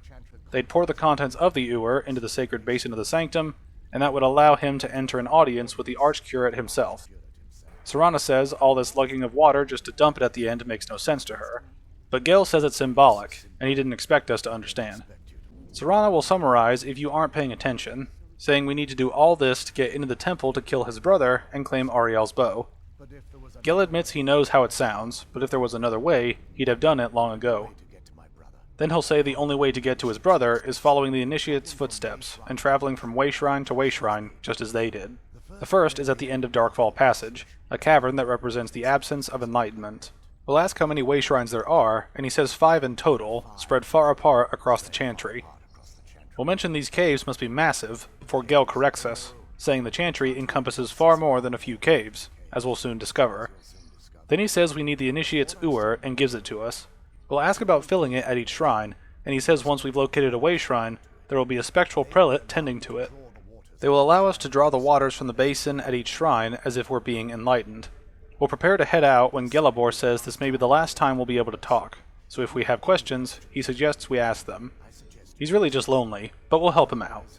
Before that, we'll grab the blessing of Ariel from his shrine, which makes us 10% more effective with missile weapons, bows and crossbows, which is helpful and thematically appropriate given Ariel's bow being his chosen weapon.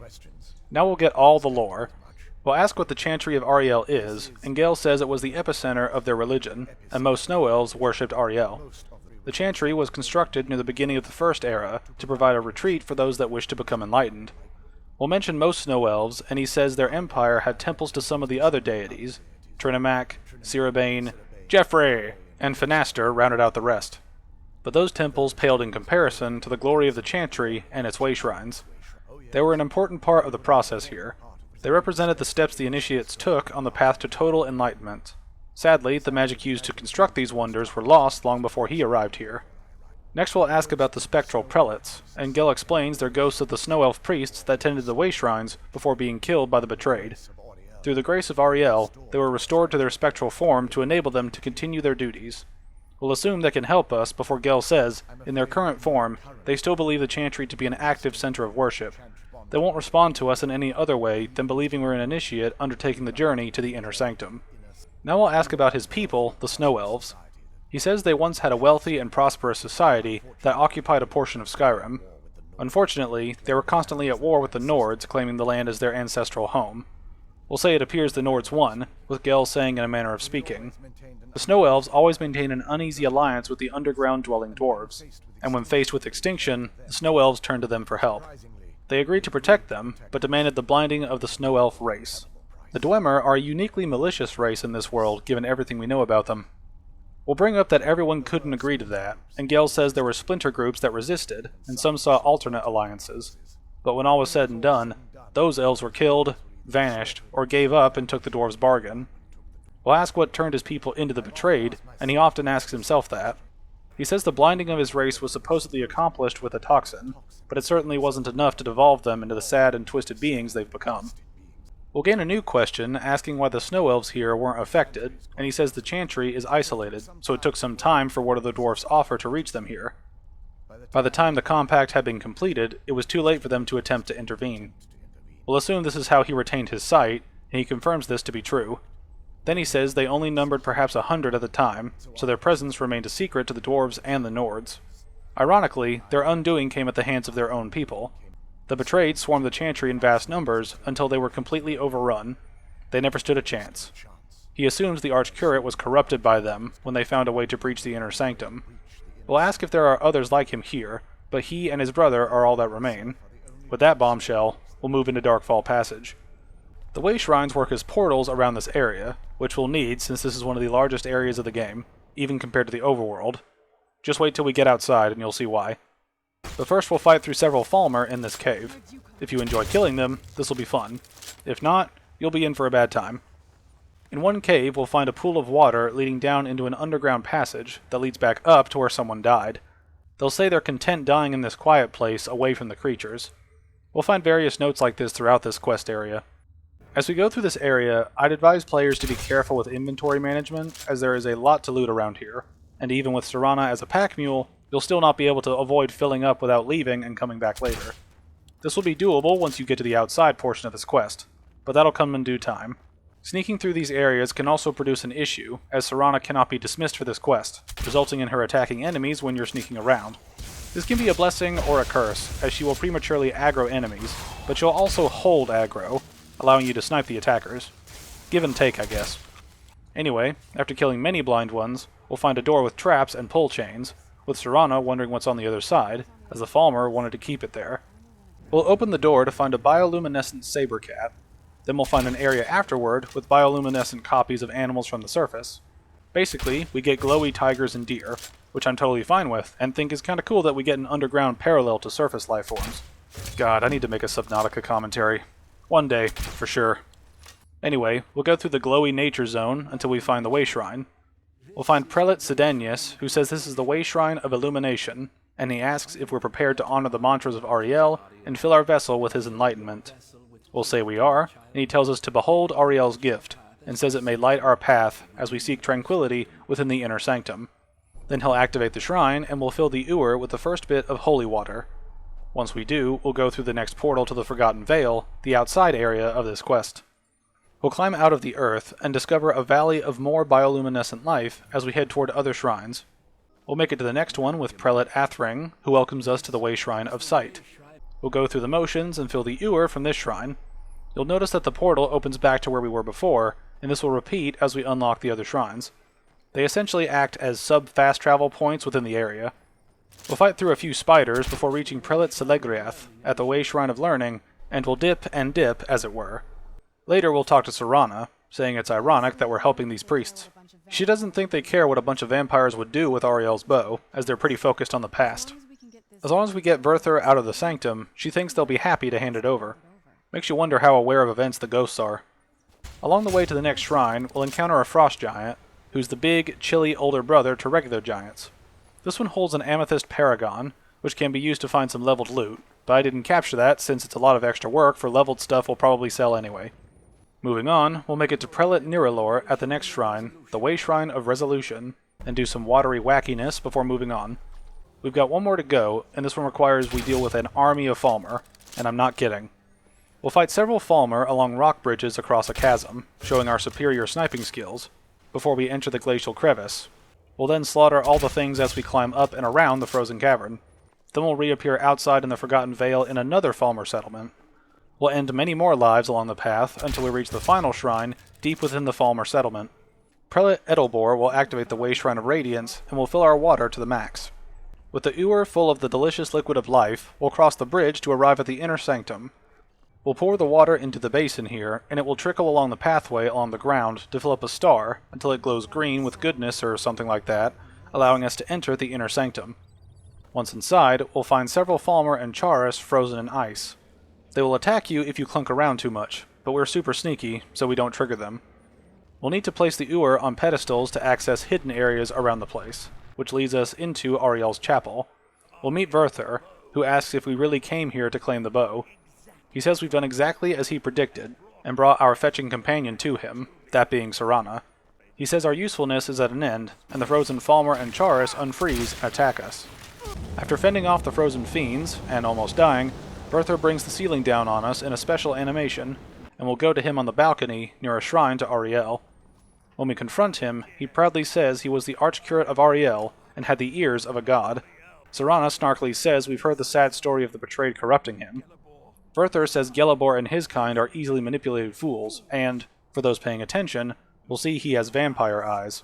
He tells Serana to look into his eyes, and she makes the connection. Serana says Ariel should have protected him, and he says the moment one of his own initiates infected him, Ariel turned his back on him. Verther swore revenge, no matter the cost. Ariel may be beyond his reach, but his influence in the world isn't. All he needed was the blood of a vampire and the bow. Serana puts together that Verther created the prophecy, and he confirms it, but it lacked a single ingredient, the blood of a daughter of Cold Harbor. Serana angrily grabs him by the collar and lifts him up, as she says all this time he was waiting for someone with her own blood to come along. She intends to keep it, saying we should try his blood instead. Then we'll fight Verther, and die, and when we try again, we'll defeat him. Once we do, the shrine will activate and Gelabor will arrive. He says the restoration of the Way Shrine means Verther must be dead, and the betrayed no longer control him. We'll inform him that his brother was actually a vampire, and he controlled the betrayed. Deep inside, it brings him joy to know the betrayed weren't to blame, because it means there's still hope that they might one day shed their hatred and learn to believe in Ariel once again. It's been a long time since he felt that way, and it's overdue, so he thanks us both for that. Then he'll say we risked everything for the bow, and restored the chantry, so he can't think of a more deserving champion to carry it. If we wish to learn more about the bow, or obtain sun-hallowed arrows for it, he'd be happy to help. Then we'll grab Ariel's bow from the shrine, which comes with ammo, free of charge. This bow does 20 bonus points of sun damage, and undead take triple the damage, including vampires. Sun damage is basically fire damage, in case you couldn't tell. We'll head into the next quest, but before we start that section, we'll check some things out here. We'll ask Gelabor if the betrayed can be cured, and he feels nothing but sympathy for them, despite his actions against them. Given that, he's afraid they're well beyond a cure. We'll ask why, and he says their twisted forms we've seen didn't occur overnight. It isn't a plague or a disease that ravaged their species. The dwarves may have stolen their sight, but it took generations to become what they are today. We'll say there's no hope for them, but Gelabor holds out, saying perhaps they'll never return to their former appearance, but over the centuries, he's noticed a rise in their intellect. If a line of communication could be established with them, maybe they can find peace. It's the only way they'll discover that they weren't always malignant and were once a proud and prosperous race. Next we'll ask what will happen to the Chantry given the situation, and he says while it would fill him with joy to see the Chantry back to its former glory, That time has passed. With his brother dead, it's quite possible Gelibor is the last of his kind. We'll say we contributed to his kind's extinction, but he says there's no need for that kind of talk.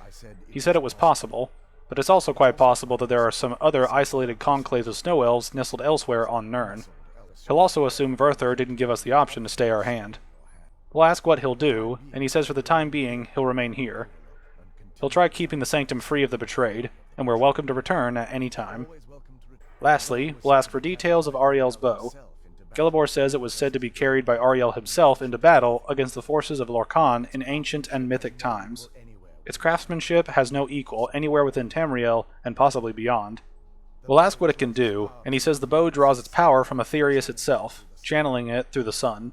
Therefore, when an arrow is loosed from the bow, it produces a magical effect very similar to being burned by fire. We say that sounds powerful, and he says it's only a fraction of its potential. With sun-hallowed arrows, we would be able to produce a much more spectacular effect, causing bursts of sunlight to envelop our foes.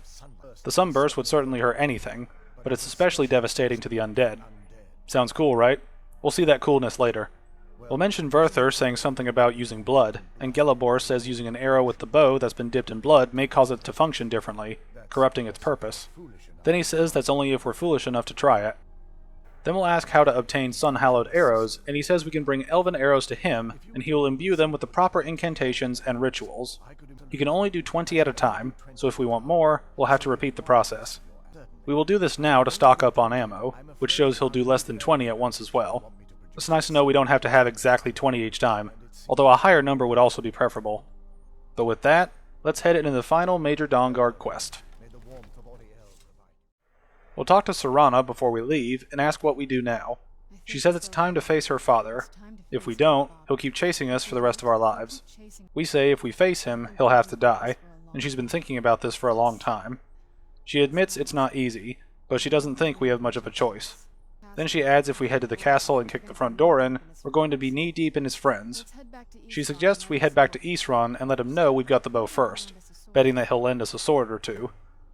Now we'll head back to Fort Dawnguard to gather our forces. Isran will be astounded we have Ariel's bow, never imagining how beautiful it is. Then we'll say we need his help, and he agrees to aid us, as the day hasn't been won while Harkon still walks Tamriel. He questions Serana's loyalty, asking if she can be trusted to lift a blade against her own kind and family. We say we'll trust her to do the right thing, and Isran supposes that's as much as he can hope for. Isran says he needs to address the Dawnguard before we head off to war. They deserve to know that we've finally gained the upper hand. Then we get our inspirational speech as the members of the Dawnguard gather round. For too long, we've allowed these vampires to poison the night and kill our people. Now, we finally have the means to strike back. We now have Ariel's bow. The gods themselves have favored us, and we must answer with action. The time has come to finally put an end to Harkon and his unholy prophecy. We will march on their lair and destroy those wretched abominations so they can no longer corrupt our world. This is our fight, and this is our fate. This is the time of the Dawnguard! Kill the abominations! This is it! Between the eyes for me! Send patrol after them. When we're all pumped and ready to dump, Isran says it's time we take the fight to their door. We'll meet them at Castle Volkihar. We'll ask Serana if she's ready for this, and she doesn't think she ever could be ready to kill a parent. She's been doing her best not to think of Harkon as her father anymore. We'll tell her to let us know if she needs anything, and she says we've got enough to worry about right now, so we should stay focused and let her worry about herself. Now we'll end this, at least for the first time. We'll attack Castle Volkihar and see the usefulness of Ariel's bow. It explodes with light, dealing heavy damage to the vampires within. We'll be burning up some dead folks, gargoyles, and hounds as we fight our way up to Harkon. We'll enter the Volkihar Cathedral and deal with him. He says Serana still favors keeping a pet, but they both know why we're here. He says she disappoints him as she's taken everything he provided for her and thrown it all away for the pathetic beings we are. Serana berates him as he destroyed their family, he killed other vampires, all over some prophecy that they barely understood. She's done with him, and will not let him touch us. Harkon says her voice drips with the venom of her mother's influence, mentioning how alike they've become. Serana says, unlike her mother, she's not afraid of Harkon anymore. Then he will talk directly to us, seeing it appears he has us to thank for turning his daughter against him. He knew it was only a matter of time before she'd return with hatred in her heart. We say this hatred was born of his neglect, but he calls it a small price to pay for the betterment of their kind. We'll call him a blight on this world, and he calls us always the noble vampire hunter. He asks what's next when we've slain him. Is Valerica next? Is Serana? We'll say this is about more than killing vampires, with Harkon bringing up the prophecy. He says we've come to stop him from taking Ariel's bow and shrouding the world in darkness. We've had enough, and Harkon agrees he grows weary of speaking to us and his traitorous daughter. He'll give us a single chance to turn the bow over to him, which only results in him fighting you anyway, and since we like the sun, we'll never give it over, and the fight begins.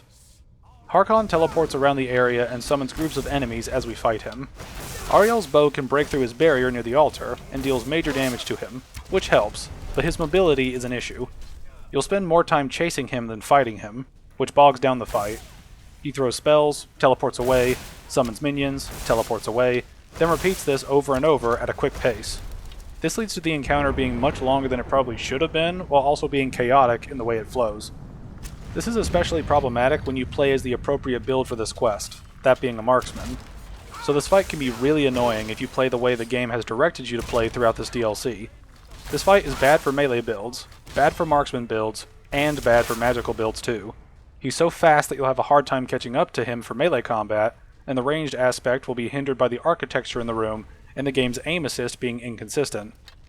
This is all on top of his quick movement and constant teleporting, not to mention the additional enemies being a distraction during the fight. Personally, I think it would have been better to have him teleport less often. Perhaps he has 4 phases. Phase 1 has him fight the player near the altar with his regular spells. Phase 2 has him summon enemies after teleporting to the left side of the room. Phase 3 has him summon enemies again after teleporting to the right side of the room. Then Phase 4 has him summon more enemies after teleporting back to the altar, at which point he will stay until killed. The constant teleporting adversely affects the flow of combat, especially in a game like this, where the combat isn't the game's strongest aspect to begin with. Leave a comment letting me know how you would have liked the fight to go, or if you like this version and why. I'm always curious of other people's perspectives on these things. Anyway, once defeated, Harkon will disintegrate into a bloody skeleton as he calls out to Serana one last time. We'll find lots of good loot on him, including vampire-only potions and his sword, which absorbs health, magicka, and stamina if wielded by a vampire. Quite useful for the bloodsuckers of the world, plus it alleviates some of the drawbacks to vampirism during the daytime. Afterward, Isran will enter and say it's over with Harkon's death, as well as the prophecy. He says the Dawnguard will be dedicated to safeguarding Ariel's bow and making sure that prophecy never comes to pass. Then he says we served Skyrim well. Even with the vampires gone, the fight isn't over though. Once we're settled back in the fort, there will be more work to do, which we'll get to soon enough. He says he'd be honored to have us join them. Then we get some humanity from Isran, as he supposes this is hard for Serana. She says her father really died a long time ago. This was just the end of something else. She did what needed to be done, nothing more. Isran says perhaps she did more than that, and thanks her. Then Serana will talk to us, and we'll ask what she'll do now. She'll probably stay with the Dawnguard for as long as they'll let her. She calls them respectable fighters, and thinks they see the benefits of having a vampire on their side now. Then she implies more adventures with us, and we'll say we'd love to have her along. She says that's what she wanted to hear, and now we can have Vampy Waifu with us forever. With that, the main questline is over, and we can get into the side quests. At least on the Dawnguard side. Now we'll talk to Isran regarding Florentius. Remember from earlier? He asks who said something about this, as he thought they'd have learned their lesson by now. He doesn't trust the man, and doesn't want him here. We'll say Soreen thought we'd need his help, and he supposes she's right and shouldn't let his personal feelings get in the way. Last he heard of Flor, he was aiding the vigilance of Stendarr at Runevald, and he may still be there. Isran says if he can maintain some appearance of normalcy, he'll allow him to stay. We'll head to the Runevald excavation, where we'll find a note from Volk detailing vigilance being told to come here to help with the excavation, but people stopped coming up after a few days, and he aims to find out why. He mentions Flor working with him, so we'll head inside to learn what happened. We'll find several vigilants of Stendarr with a red mist around their heads, and we'll learn they're charmed. We'll have to put them down as we progress through the cave. We'll find a book deeper into the cave that goes over a fanboy who is trying to bring more people here to worship his mistress, Minorn, resulting in the vigilants arriving and being charmed. We'll kill Minorn, a vampire in reality, and loot her key. We'll find Floor in a cage and we'll free him. He says he knew we had it in us, but RK wasn't so sure. Between the two of us, he thinks RK didn't expect us to make it. We can tell he's a bit literal when he talks to RK. He'll ask how he can repay us, and we'll tell him to meet at Fort Dawnguard. He'll agree, but ask what's there. We'll say Isran needs his help, and he's surprised. He thinks it's a joke, perhaps RK putting us up to this. Then he explains Isran's done nothing but mock him, and never given him the respect he deserves. We'll plead for his help, and he says we've gotten him out of a mess and he appreciates it, but he's about to decline when he starts hearing a voice. We get to see a one-sided conversation where he agrees to come with us, because RK says it's a good idea. Floor doesn't agree, but RK's not the sort of fellow we can ignore. Then we'll see him at Fort Dawnguard as the quest ends. When we talk to him at the fort, he says RK says it's good they're here, but Floor isn't sure, as something about this place doesn't feel right. Then RK tells him to shut up and help, presumably, and he says he'll settle in and start to put things right. We now have a potion vendor and restoration teacher with the anti-vamp squad, which is helpful for obvious reasons. Before we move on, we'll talk to Serana about getting cured of vampirism. She says we brought it up before and she was short with us. We'll say it matters to us, and she says of course it does, but we don't get to make this decision for her. We'll say we probably shouldn't have brought it up again, and she bluntly agrees. We'll see more of this as we go through the other quests. Next we'll talk to Serene and ask how we can help. She wants to add some punch to our crossbow capabilities, but she's done all she can on her own. She just needs a little inspiration. She's always been fascinated with Dwemer artifacts, but when she took them apart and poked around in their guts to figure things out, she got mixed results. As luck would have it, she's tracked down the location of some actual Dwemer diagram drawings, and we'll collect the plans for her. It generates the plans in a random dwarven ruin or bandit hideout, so we'll have to do paperwork hunting. We'll head to Robber's Gorge to find these plans, and we'll cut down all the bandits on our way to technical proficiency. Once we have the crossbow schematic, we'll return to Serene. She calls the dwarves clever, and with a similar technique and tinkering, she should be able to improve the capabilities of our crossbows. She'll mention she wonders where we'd be if the Dwemer were still around. I think we'd be at war, given how sadistic they seem based on what we know. Then she'll explain that we can make it ourselves at a forge, if we have the appropriate perks unlocked. It allows us to ignore 50% of armor, making our sniping even betterer. Then we'll do part 2 of this quest, which has the same steps as before. Learn of schematic location, grab and return it, learn new tech. We'll do this several times to upgrade our crossbows, and the bolt variety we can create. To skip some of the fluff, we'll grab the exploding firebolt schematic next, which Serene notes to be fun, which is true for anything that explodes. Then we'll find the exploding ice bolt schematic, with Serene calling it charming that it causes damage with splintering shards of ice as sharp as glass. Then we'll grab the exploding shock bolt schematic, which will take some precautions to test according to Serene. It's like a taser, but you can get shocked while making it. Fun mishaps would surely be had. Then we'll grab the dwarven crossbow schematic to build a stronger crossbow. Serene says it's much more sophisticated and powerful than the ones we use. You'll obviously need the dwarven smithing perk to make it, of course. It deals higher damage, but without the armor cancellation. But we'll get there. Finally, we'll grab the enhanced dwarven crossbow schematic and return it to Serene. This is the strongest crossbow we can make, including a 50% armor negation along with addable enchantments, making us an even greater sniper. But we've got more quests to do. We'll talk to Gunmar to begin repeatable quests, beginning with one where we will locate a vampire masquerading as a common citizen and have to dispose of them.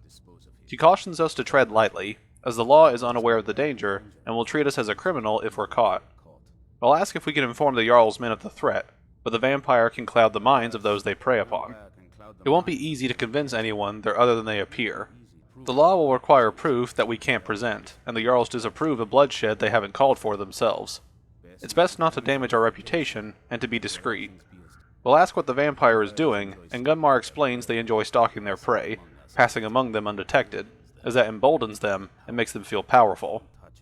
We'll travel to find a randomized vampire joining some town or city, and we can convince them to come with us using a speech check, or we can murder them in public. The latter is obviously a bad idea, so we'll do it after failing to convince him to follow us outside. Luckily, we got out without a bounty. We'll return to Gunmar for payment, and we'll get a leveled item as a reward. This is repeatable, so you can imagine how often vampires get shot in public after this. We'll talk to Gunmar again, and he'll give us a slightly different killing vampire quest, but this time a vampire leads a group of bandits and we need to stop him from turning them into a brood of vampires. We'll get some spoilers of one of the DLCs, which shows our missions will take us everywhere. We'll kill the vampire and return to Gunmar to get another leveled item. Talking to Gunmar once again, he'll direct us to kill a bunch of vampires, surprise surprise, and when we return, we'll get a leveled item. This is getting repetitive. We'll get a change of pace where we'll talk to Florentius, who points us to a vampire kidnapping a friend of ours, Lucan Valerius. We'll have to rescue him, and he'll leave while we take out the vampire controlling a group of bandits. Guess what the reward is? Leveled loot. Very common reward here. Now we'll talk to Isran, who says a Jarl is in danger. A vampire plays as a visiting advisor to the court, and will have to destroy it before it's able to complete its foul business. We're warned that the Jarl's guards are unaware of the threat and will treat violence against this advisor as a crime. We'll have to convince the Jarl of this threat or take out the vampire ourselves. We'll get a randomized Jarl threatened by a vampire, so keep track of your bounties if you want to avoid problems replaying this quest. We'll tell the Jarl that a vampire has snuck into the court, and she'll demand proof. We'll need to find proof, which requires pickpocketing the vampire to find their orders. They are basically told to convince the Jarl to help the cause through whatever nebulous means necessary. Remember my opinions on pickpocketing from the Thieves Guild video? I'll leave that rant there. Anyway, we'll give the letter to the Jarl and they'll allow us to kill the vampire without the guards interfering. We'll give him a good bolting, which sounds incredibly homo, feel free to clip that, and we'll return to Isran. We'll be given a leveled item since the Dawnguard have never heard of money for some reason, and we'll move on.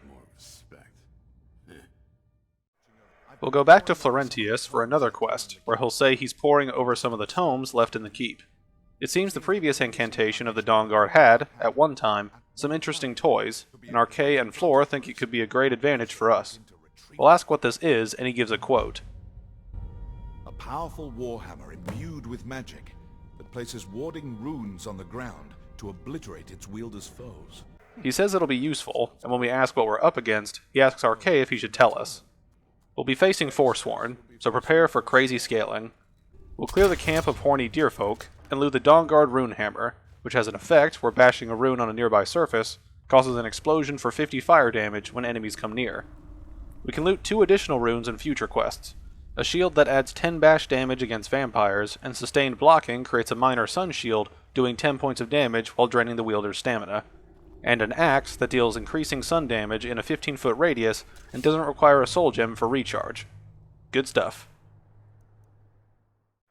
We've got another quest from Gunmar. Guess what he needs us to do? And he'll mention finding another vampire running with a group of necromancers, or knowing someone who does know.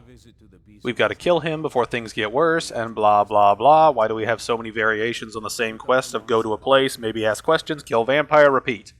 Seriously, you couldn't think of a more varied set of quests that deal with vampirism? Imagine helping cure one, for a completely random example.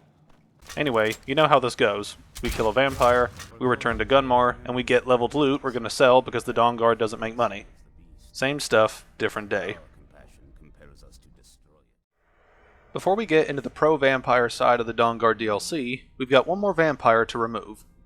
We'll talk to Serana about curing her vampirism again, and we say she could be her own person again. She says it would be nice to not always be so thirsty. We'll say if she wants to cure herself, we'll support her. She says she'll speak to Falion, as she's heard he knows about these things. She's going away for a while, but she'll meet us back here when she's done. We'll say we want to come with her, but she says this is something she needs to do alone. Then she says she'll see us soon, and we'll have to wait a few days, and we'll find her back at Fort Dawnguard. She'll say she's back, and as human as ever. It's like the world is alive again, just like she is. With that, we've cured our waifu, and we can skip off into future adventures as 2 humans. We'll settle down, have kids, and die together, at least according to the fandom. But with that, we'll head into the pro-vampire side of this DLC. Now that we're in the pro-vampire side of the DLC, we'll be skipping over a lot of the stuff we heard during the main questline, so if you skipped here, you might want to watch the full video for context. Anyway, we'll be playing a mage who contracted vampirism, Magical Maculion. Remember him? We'll be an OP mage vampire with Daedric gear, ready to dominate the lesser beings. Moving on, we'll head to Fort Dawnguard, meet Isran, and go after Serana in her crypt. The main questline progresses normally throughout the first few quests, until we reach the end of Bloodline, when Harkon gives us the choice to become a vampire lord. This time we'll accept his gift, and he'll bite us to give us the Uber Vamp DNA. We'll fade out and reawaken in the cathedral of the castle, and we'll get the tutorial of being a vampire lord. Harkon says the power is growing within us, and will ask where we are. We'll learn this is a shrine to Molag Bal, the Daedra prince who fathered our kind. Harkon says this power is a blessing from him, and he bestowed this gift upon Harkon. We'll ask if he made a pact with Molag Bal, and he explains in an age-long forgotten to history, he ruled as a mighty king. His domain was vast, his riches endless, and his power infinite, which tells you how highly he thought of himself, and how powerful he was before becoming an immortal uber-vamp. Anyway, as his mortal life neared its end, he faced a seemingly invincible enemy, his own mortality.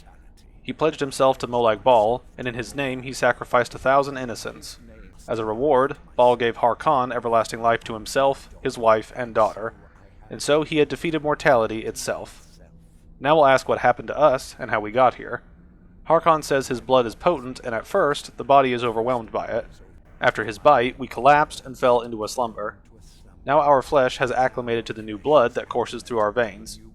He assures us no harm was done, and, in truth, our strength surprises him, as not all mortals can withstand his embrace, but we can take hugs for days. Then we'll say we're ready to learn about our new powers. Harkon will explain that with his guidance, we will become a deadly instrument, striking terror in the hearts of mortals wherever we tread. Then we'll get the tutorial. He tells us the true power of the ancient blood is found in the form of the Vampire Lord. We will assume the mantle of the Vampire Lord, and then continue.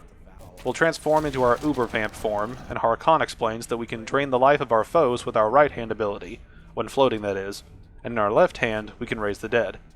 We can also call upon the powers of night to turn into a swarm of bats and teleport some distance away. If we run out of magicka, we can descend to the ground and fight with our claws. We essentially have magic and melee modes. Harkon says we are weaker on the ground because we can't access the blood magic, but our claws are still deadly. Then he says our powers will grow over time, hinting at the Uber-Vamp skill tree, and we'll find new ways to use our gifts. He'll add at the end that slaying mortals with our life drain grants new night powers and blood magic. He keeps a stable of thralls in the castle should we need to feed like the baser vampires to stave off the sun. We can ask questions afterward, including asking about vampirism, and it's similar to what I've said in other videos. Sunlight bad, so stay out of it. Then we get one of the more confusing moments where the more we don't feed, the more deadly our weaknesses become, but our powers also grow. I'm sorry, what? This makes no sense. If we don't feed, the main thing that sustains us as vampires, we become weaker and stronger at the same time? How does that work? It's like saying your muscles grow smaller without food, but you get stronger by avoiding food all the same. It's counterintuitive to its own concept in the most basic way. Mechanically, this works similarly to a glass cannon build in other games, but the context around it just doesn't make sense. Anyway, we'll then ask Harky about being a vampire lord. He says we will hover in the air upon transforming, and hold the powers of blood and night. If we descend to the ground, we can attack with our claws and feed upon our prey to regain strength. With experience, our powers will grow, and we will discover new ways to use them. Now let's talk about our form. Being an Uber-Vamp works similarly to transforming into a werewolf, but you can use it as many times as you want, and it comes with far more benefits than drawbacks. You can gain 50 health, magicka, and stamina each. We'll also gain access to various abilities as we progress through the skill tree. We can regain all our health after killing with a bite attack. We can detect all creatures, even ones like dwarven automatons, unlike other detect spells. We can transform into an invulnerable mist with increasing regeneration. We can slow things down while we move faster. We can have a cloak of bats that damage enemies within melee range. We can pull enemies to us and do choking damage, like a gothic Darth Vader. We can conjure gargoyles to fight for us, as well as paralyze a target. All of these abilities can be quite useful as you can imagine, especially compared to the basic vampires we've seen previously and the werewolf tree. I'm not on Team Edward or Jacob, preferably choosing to kill both of them, but Team Ed is seeming much more valuable this time around. Now we'll be ready to move on and carry out Harkon's task for us. He'll point us to Garen Morethi and tell him it is time. He will understand. Then we'll head into the next quest.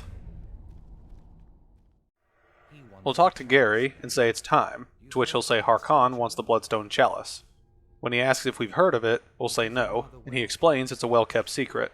The chalice has been in Harkon's possession for some time, and when used properly, it is able to increase the potency of our powers. Gary says that Harkon's neglected to use it for ages, but grander things are afoot if he wants it filled now. Then we're told to follow Gary as he'll take us to it. We'll head to the main hall where Gary asks Vingalmo to retrieve the chalice, and we'll learn we're headed to Redwater Den. Gary explains that Vingalmo and Orthiolf, the other guy, are Harkon's primary advisors, and he's sure they're surprised to learn that we're taking the chalice. We'll then be taken to the chalice, where he says it needs to be filled directly from the blood spring that is the source of Redwater Den. But that's not enough. We'll need the blood of a powerful vampire to be added to it. Then he'll say that Redwater Den has fallen to less reputable members of society nowadays, mentioning it's our choice to deal with them or force our way through. Which do you think we'll choose? Before we go, we'll acquaint ourselves with our blood family. First is Orthiolf. He says he's sure Vingalmo will be sizing us up as we speak, trying to figure out if we're friend or foe. Orth says Vinny would tell us Orth is a monster and can't be trusted, but mark his words, Vinny is the one to worry about. If it gets him closer to being in charge, he'll slit our throat in a moment. Obviously, some trust issues are rampant amongst the court. Imagine the scandals. We'll ask if he doesn't trust Vinny, which should have been obvious. Orth repeats himself, saying that he's only looking out for himself. Then we'll talk to Gary again and ask about the Bloodspring. He says it's an ancient font full of power. As much as it looks like blood, sadly it is not. Then he says we never have to hunt again if it did produce blood. But still, its liquid is powerful magic, and others have noticed, though they never realized its potential. Then we'll meet Hesla, the smith of the Vamp Kid Club, who says we can feel the power within us. Then she mentions she could barely hold her own in the companions, but now she could slaughter them all without a second thought. She does admit she's not half the vampire Harkon is, but she's better with a forge than claws or fangs. We'll ask about her being in the companions, and she says she didn't progress far. She never cared for their attitude, acting like they're better than everyone else. To be fair, not all of them had that mentality, but we're beyond them now. Next we'll talk to Fura, who makes it clear that she doesn't care for politics. If we want to fight over the throne with the rest of them, we can go right ahead. She feeds when she's hungry, sleeps when she's tired, and kills whenever she's in the mood. Those are the things important to her. We'll ask how she serves Harkon, and she kills when he says to. Simple enough. There are several other NPCs that wander around here, but many of them don't have interesting dialogue beyond the common squabbles of the court and how powerful Gigachad Harkon is. Speaking of our lord, we'll talk to him, and mention that when he greeted Serana, it sounded like he hadn't seen her in a long time. He explains that Serana and her mother disappeared long ago, and he commanded every vampire in the court to look for them, but after centuries of searching without success, he lost hope. In his heart, he knew it was his wife that took his daughter away from him. If he sees his wife again, she will pay dearly for that betrayal. Then we'll ask what happened to Valerica, and he says she has been gone for a while, and he can only assume she has left this world, one way or another. He will only say that they did not part on good terms, which is remarkably respectful given the way he mentioned putting her head on a pike earlier. Next we'll talk to Rargal, the Thrall Master, who says we can feed as much as we like, but if we kill the thralls, they'll split us in half. We'll ask where they come from, and he says all over Skyrim. It's his job to collect them, and he tries to keep something for everyone and every taste. He says he sometimes gets those who come willingly, but others have to be convinced. A little bit of that vampire charm can convince anyone to come. You don't know how much I'm refraining from making more Twilight jokes right now. Then we'll talk to Vinny, who says we'll be a welcome addition to the court.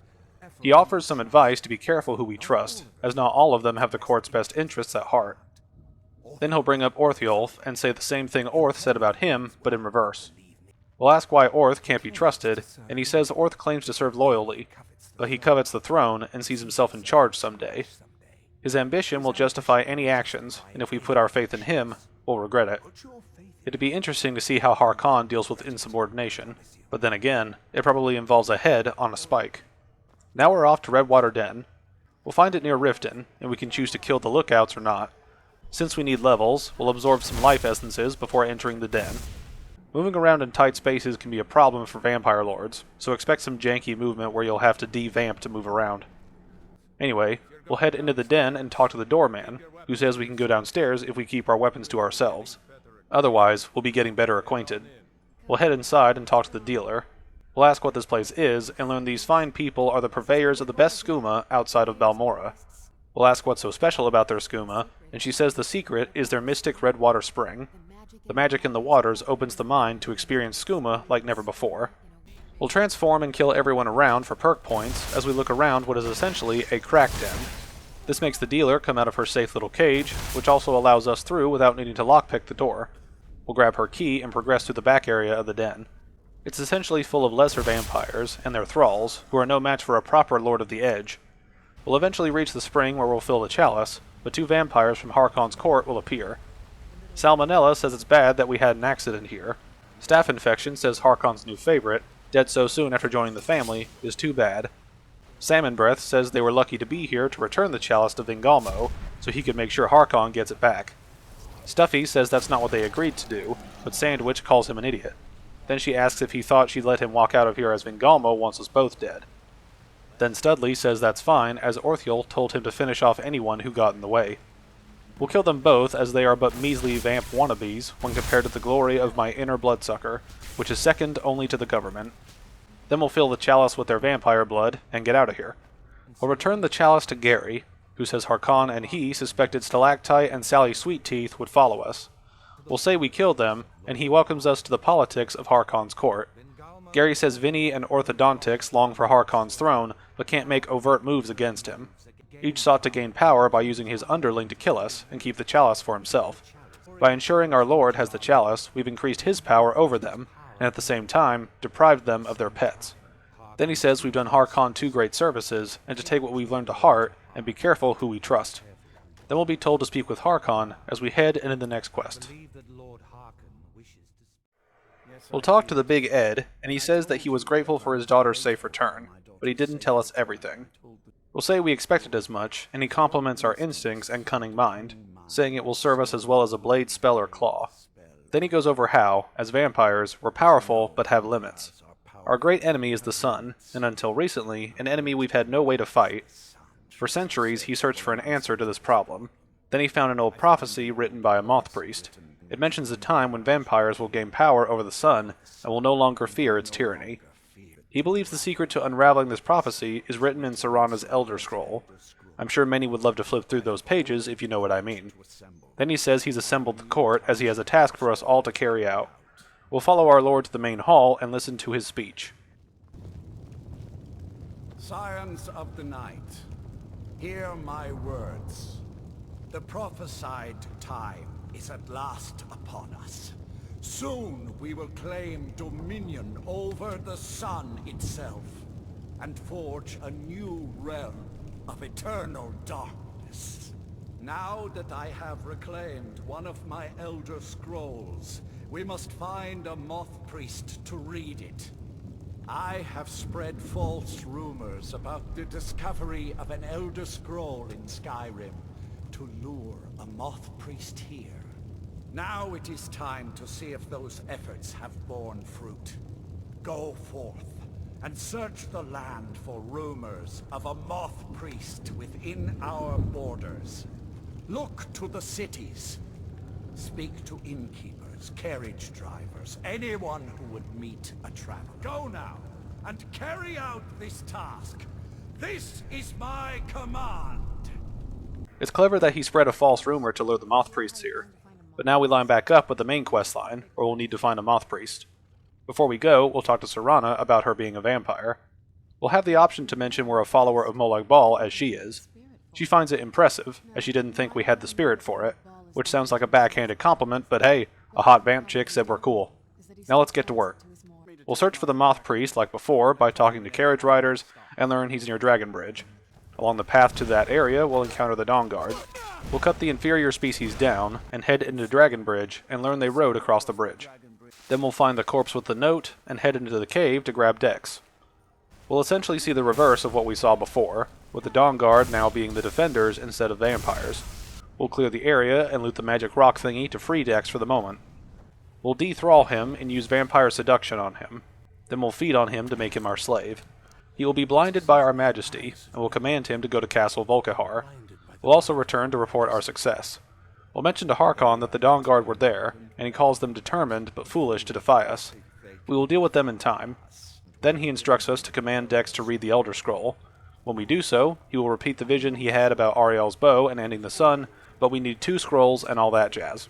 Harkon admits this wasn't as useful as he would have liked, and will ask if he knows where these other scrolls are. He says Valerica stole one before disappearing, and last he heard the other was lost in the bowels of a Dwemer ruin, which we've already picked up per a previous quest. He says our work is not yet done, and even though he's waited this long, he'll wait a bit longer. Then we'll head into the next quest, or rather, the next quest bundle. We'll be lining up with the main quest again for a while, but with some slight variations. We'll start with Serana mentioning she may know where one of the scrolls is, but didn't want this lot to get wind of it, especially her father.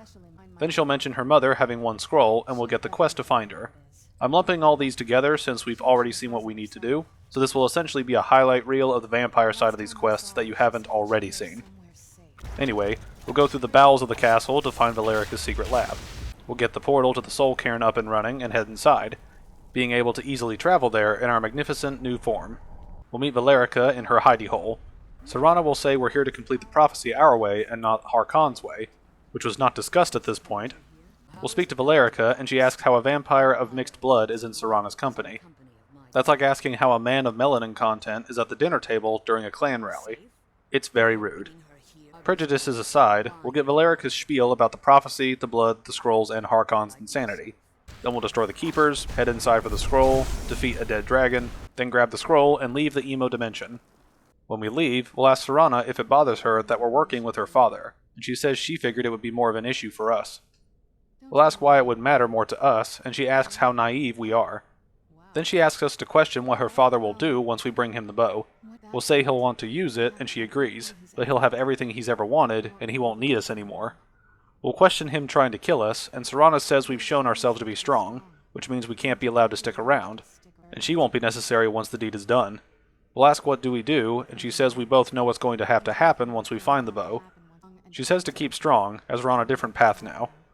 Now we'll take the scrolls back to Dex, but he apologizes as he has gone blind per the Elder Scrolls rules. He'll beg forgiveness and we'll contemplate getting rid of him. He'll suggest an alternate way to read the scroll after mentioning he'd love to die by our hand. And he points us to the Ancestor Glade and how to read the scroll with all the moths and the bark and such. Then we'll head into the next quest bundle. Now we'll go through the Barkening and Mothening. There's really nothing to add here since the quest is the same besides the Dawnguard showing up to kill us after viewing the map. But with that, let's move on. We'll make our way to Darkfall Cave and meet with Gelibor like before. Then we'll learn of his brother, the Snow Elf lore, the Way Shrines, and what we need to do to enter the temple. We'll absolutely annihilate the Falmer population we encounter along the way and reach the Chantry. We'll fight Diverther and then kill him afterwards. We'll let Gelibor ponder potentially being the last of his race, and then we'll grab the bow. We'll talk to Serana afterward and ask what we do now. She says she would have brought the bow to her father, but after talking to her mother, she doesn't know what to do. We'll say we should honor our agreement with him, and she says the moment we hand over the bow, our usefulness ends, and he'll kill us and take her blood for the prophecy. She says we have to kill him, and we know the rest. We'll return to Castle Volkihar and casually walk up to Harkon in the cathedral with a weapon of world-ending power. He'll ask Serana if her pet is keeping her entertained, and I must say, we are trying. She says he knows why we're here, and he does, mentioning how she disappoints him. She threw away everything he gave her for a half-breed vampire. Then she goes off on him, and he'll talk to us, saying it was only a matter of time before our ambition outgrew our loyalty. We'll say he never intended to let us live, and he calls it a small price to pay for the betterment of our kind. We'll call him an insult to our kind, and he says to spare him our notions of kinship. He says we've simply used Serana to take what should rightfully be his. We'll say we never used her like that, and Harkon says the vampire is eternal, and with immortality comes the revelation that these bonds never endure. They are fleeting and momentary at best. Then we'll fight Harkon, Vamplord to Vamplord. Once he's killed, we'll enjoy his royal armor and sword, which we can now use for maximum absorption. Serana will say that she'll stay here to rebuild, and make her family's legacy something more respectable, which seems like a lofty goal given the context, but go for it, girl. We'll ask her about the bow and the blood, and she recalls that part of the prophecy. We'll ask to use her blood, and she freely offers it, which seems odd given we killed her father largely because he wanted to use the bow with that function in mind, but we're getting ahead of ourselves. We'll make some blood-cursed arrows, and then see Gary appear. He'll say he never imagined seeing the day Harkon was defeated. He offers his sympathies to Serana, but she says her father was out of control, and it had to be done.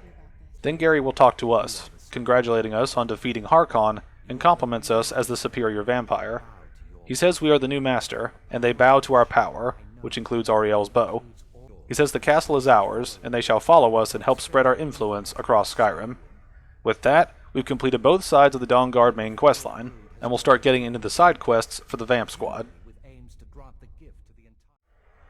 We'll begin our reign as Super Uber Vampire Lord by asking Gary for work. He says one of the feral broods has joined a group of bandits and presumably aims to grant the gift to the entire lot of them. We can't abide them, as it would raise general alarm amongst the herd, to say nothing of the increased feeding competition. We'll head over to the randomly selected location and wipe out the bandits and the vampire who was going to spread the gift. We'll return to Gary, and he says he prefers to nip the budding problems before they reach full bloom, and he trusts it wasn't too much of an effort on our part. We'll be awarded 3 blood potions, which helps us maintain our power and slim figure. Then we'll infer Gary has something on his mind.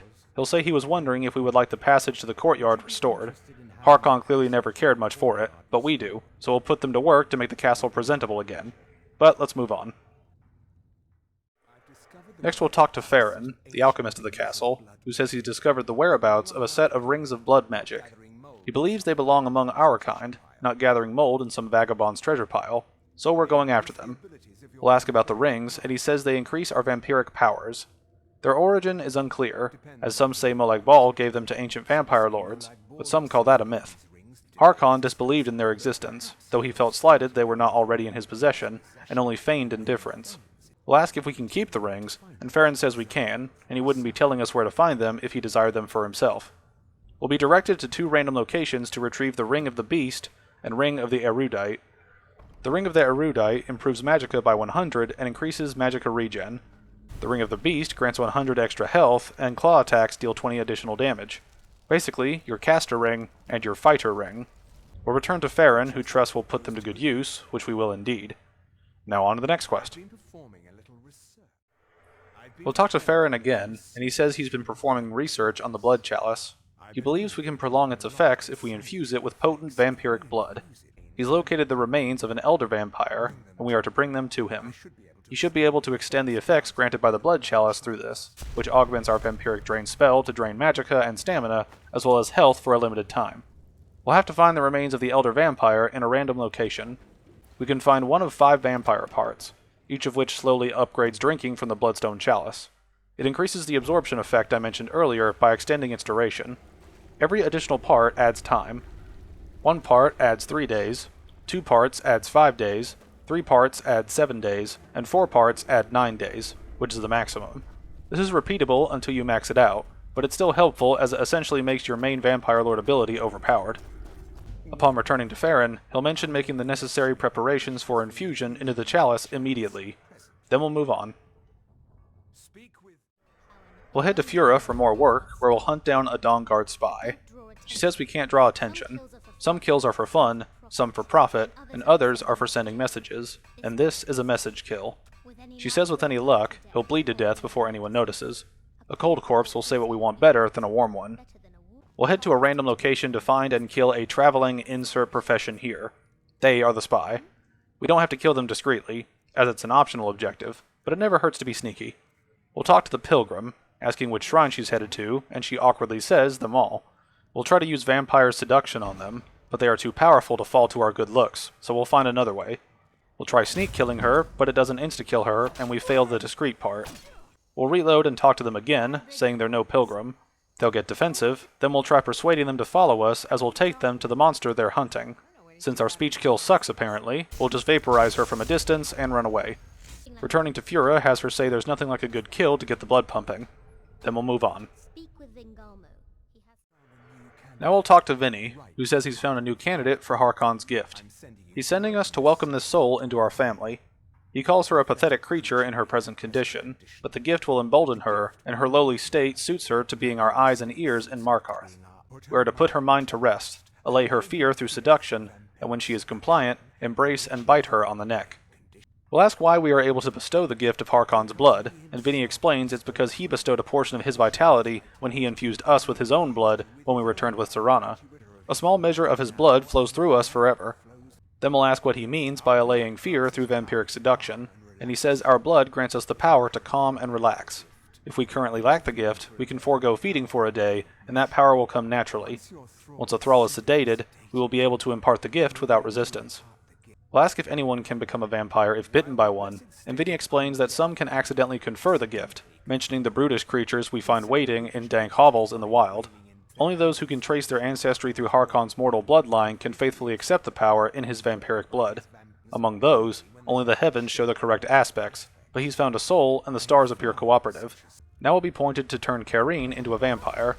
We'll also be doing this to Valindor in Riften and Haran in Winterhold, with the dialogue being slightly different for each one, but the gist of the quest is the same. Go there, turn them, have a spy.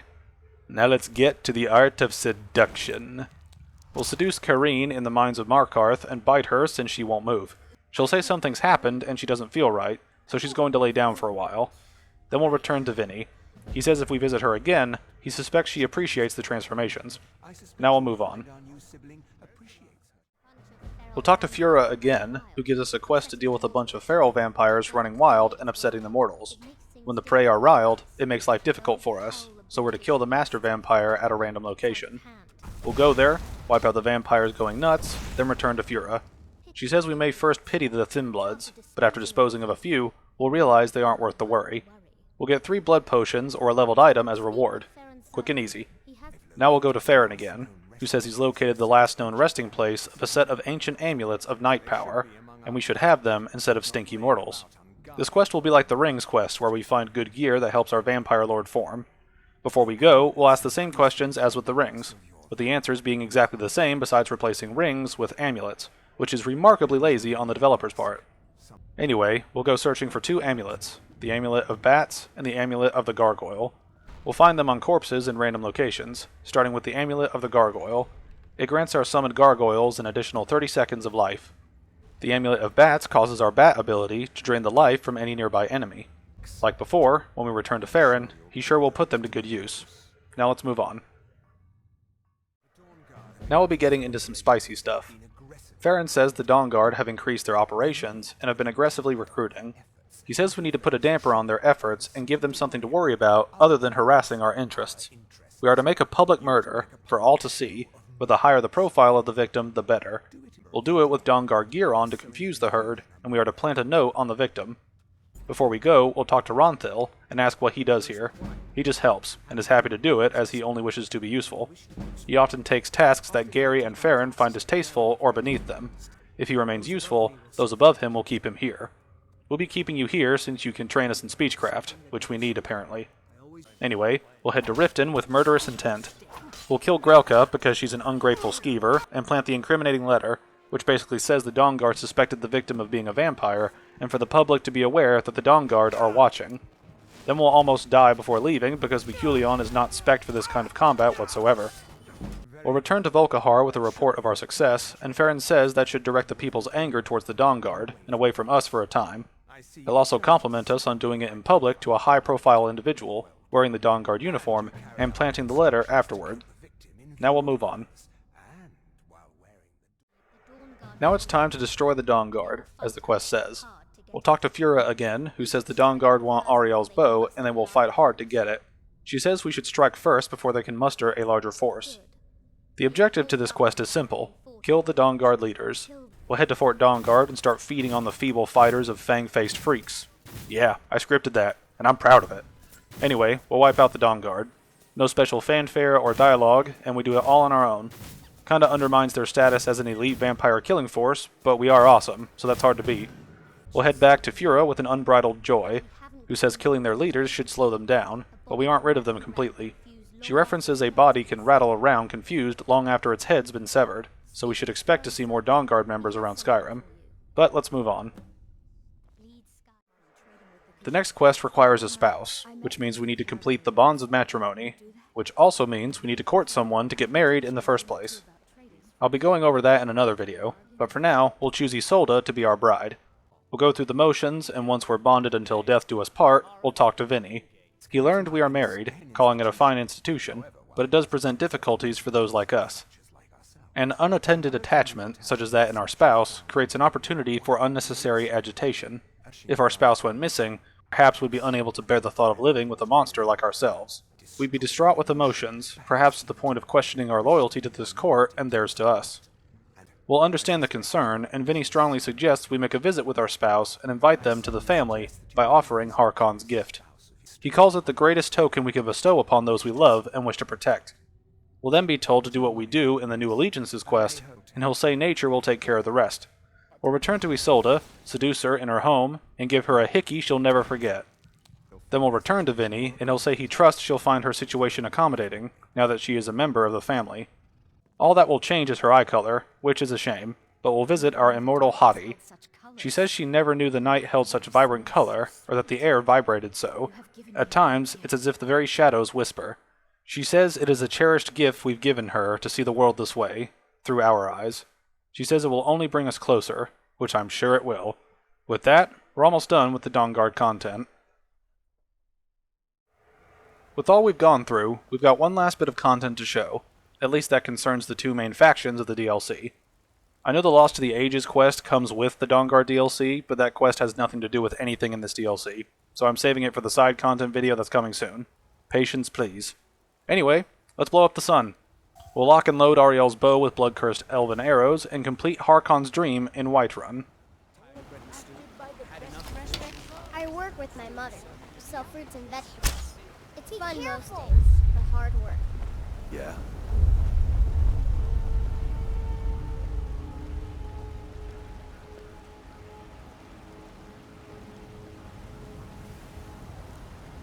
Ripe fruit and fresh vegetables for sale. Trinkets for your good lady. Chops and steaks fit for a Jarl.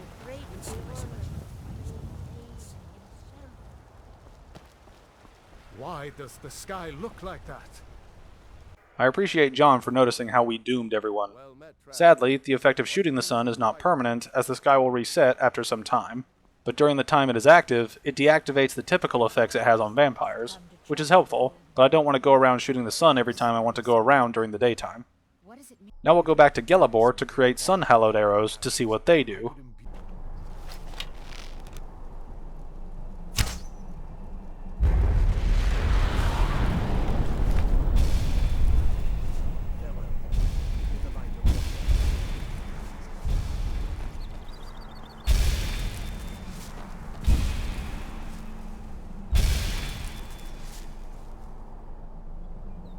It basically rains fire and brimstone down on the undead of Tamriel. Overall, the effects are cool, if a bit underwhelming given all we did to use the bow. But with that, we're done with the Dawnguard DLC, for now. With the Dawnguard quest completed, we'll be moving on to the next major questline, this time in the next DLCs, including some chill content. We'll be tackling different things in different videos, so stay tuned for more. There will be a link to my game commentary playlist in the description, so keep an eye on that if you want to watch my other stuff, or if you want to find where all the Skyrim videos will be. It won't take me too long to make each video, and I should be able to tackle each one quickly, especially the next one. I will mention again that this was more of a walkthrough with critical commentary, as opposed to a full analytical breakdown or critique, but that is coming in the final video of this series. Keep that in mind, and hold on. I know it's taking a while to get there. Consider each of these a setup for what is to come. For now, I'd like to thank you all for watching, and God bless.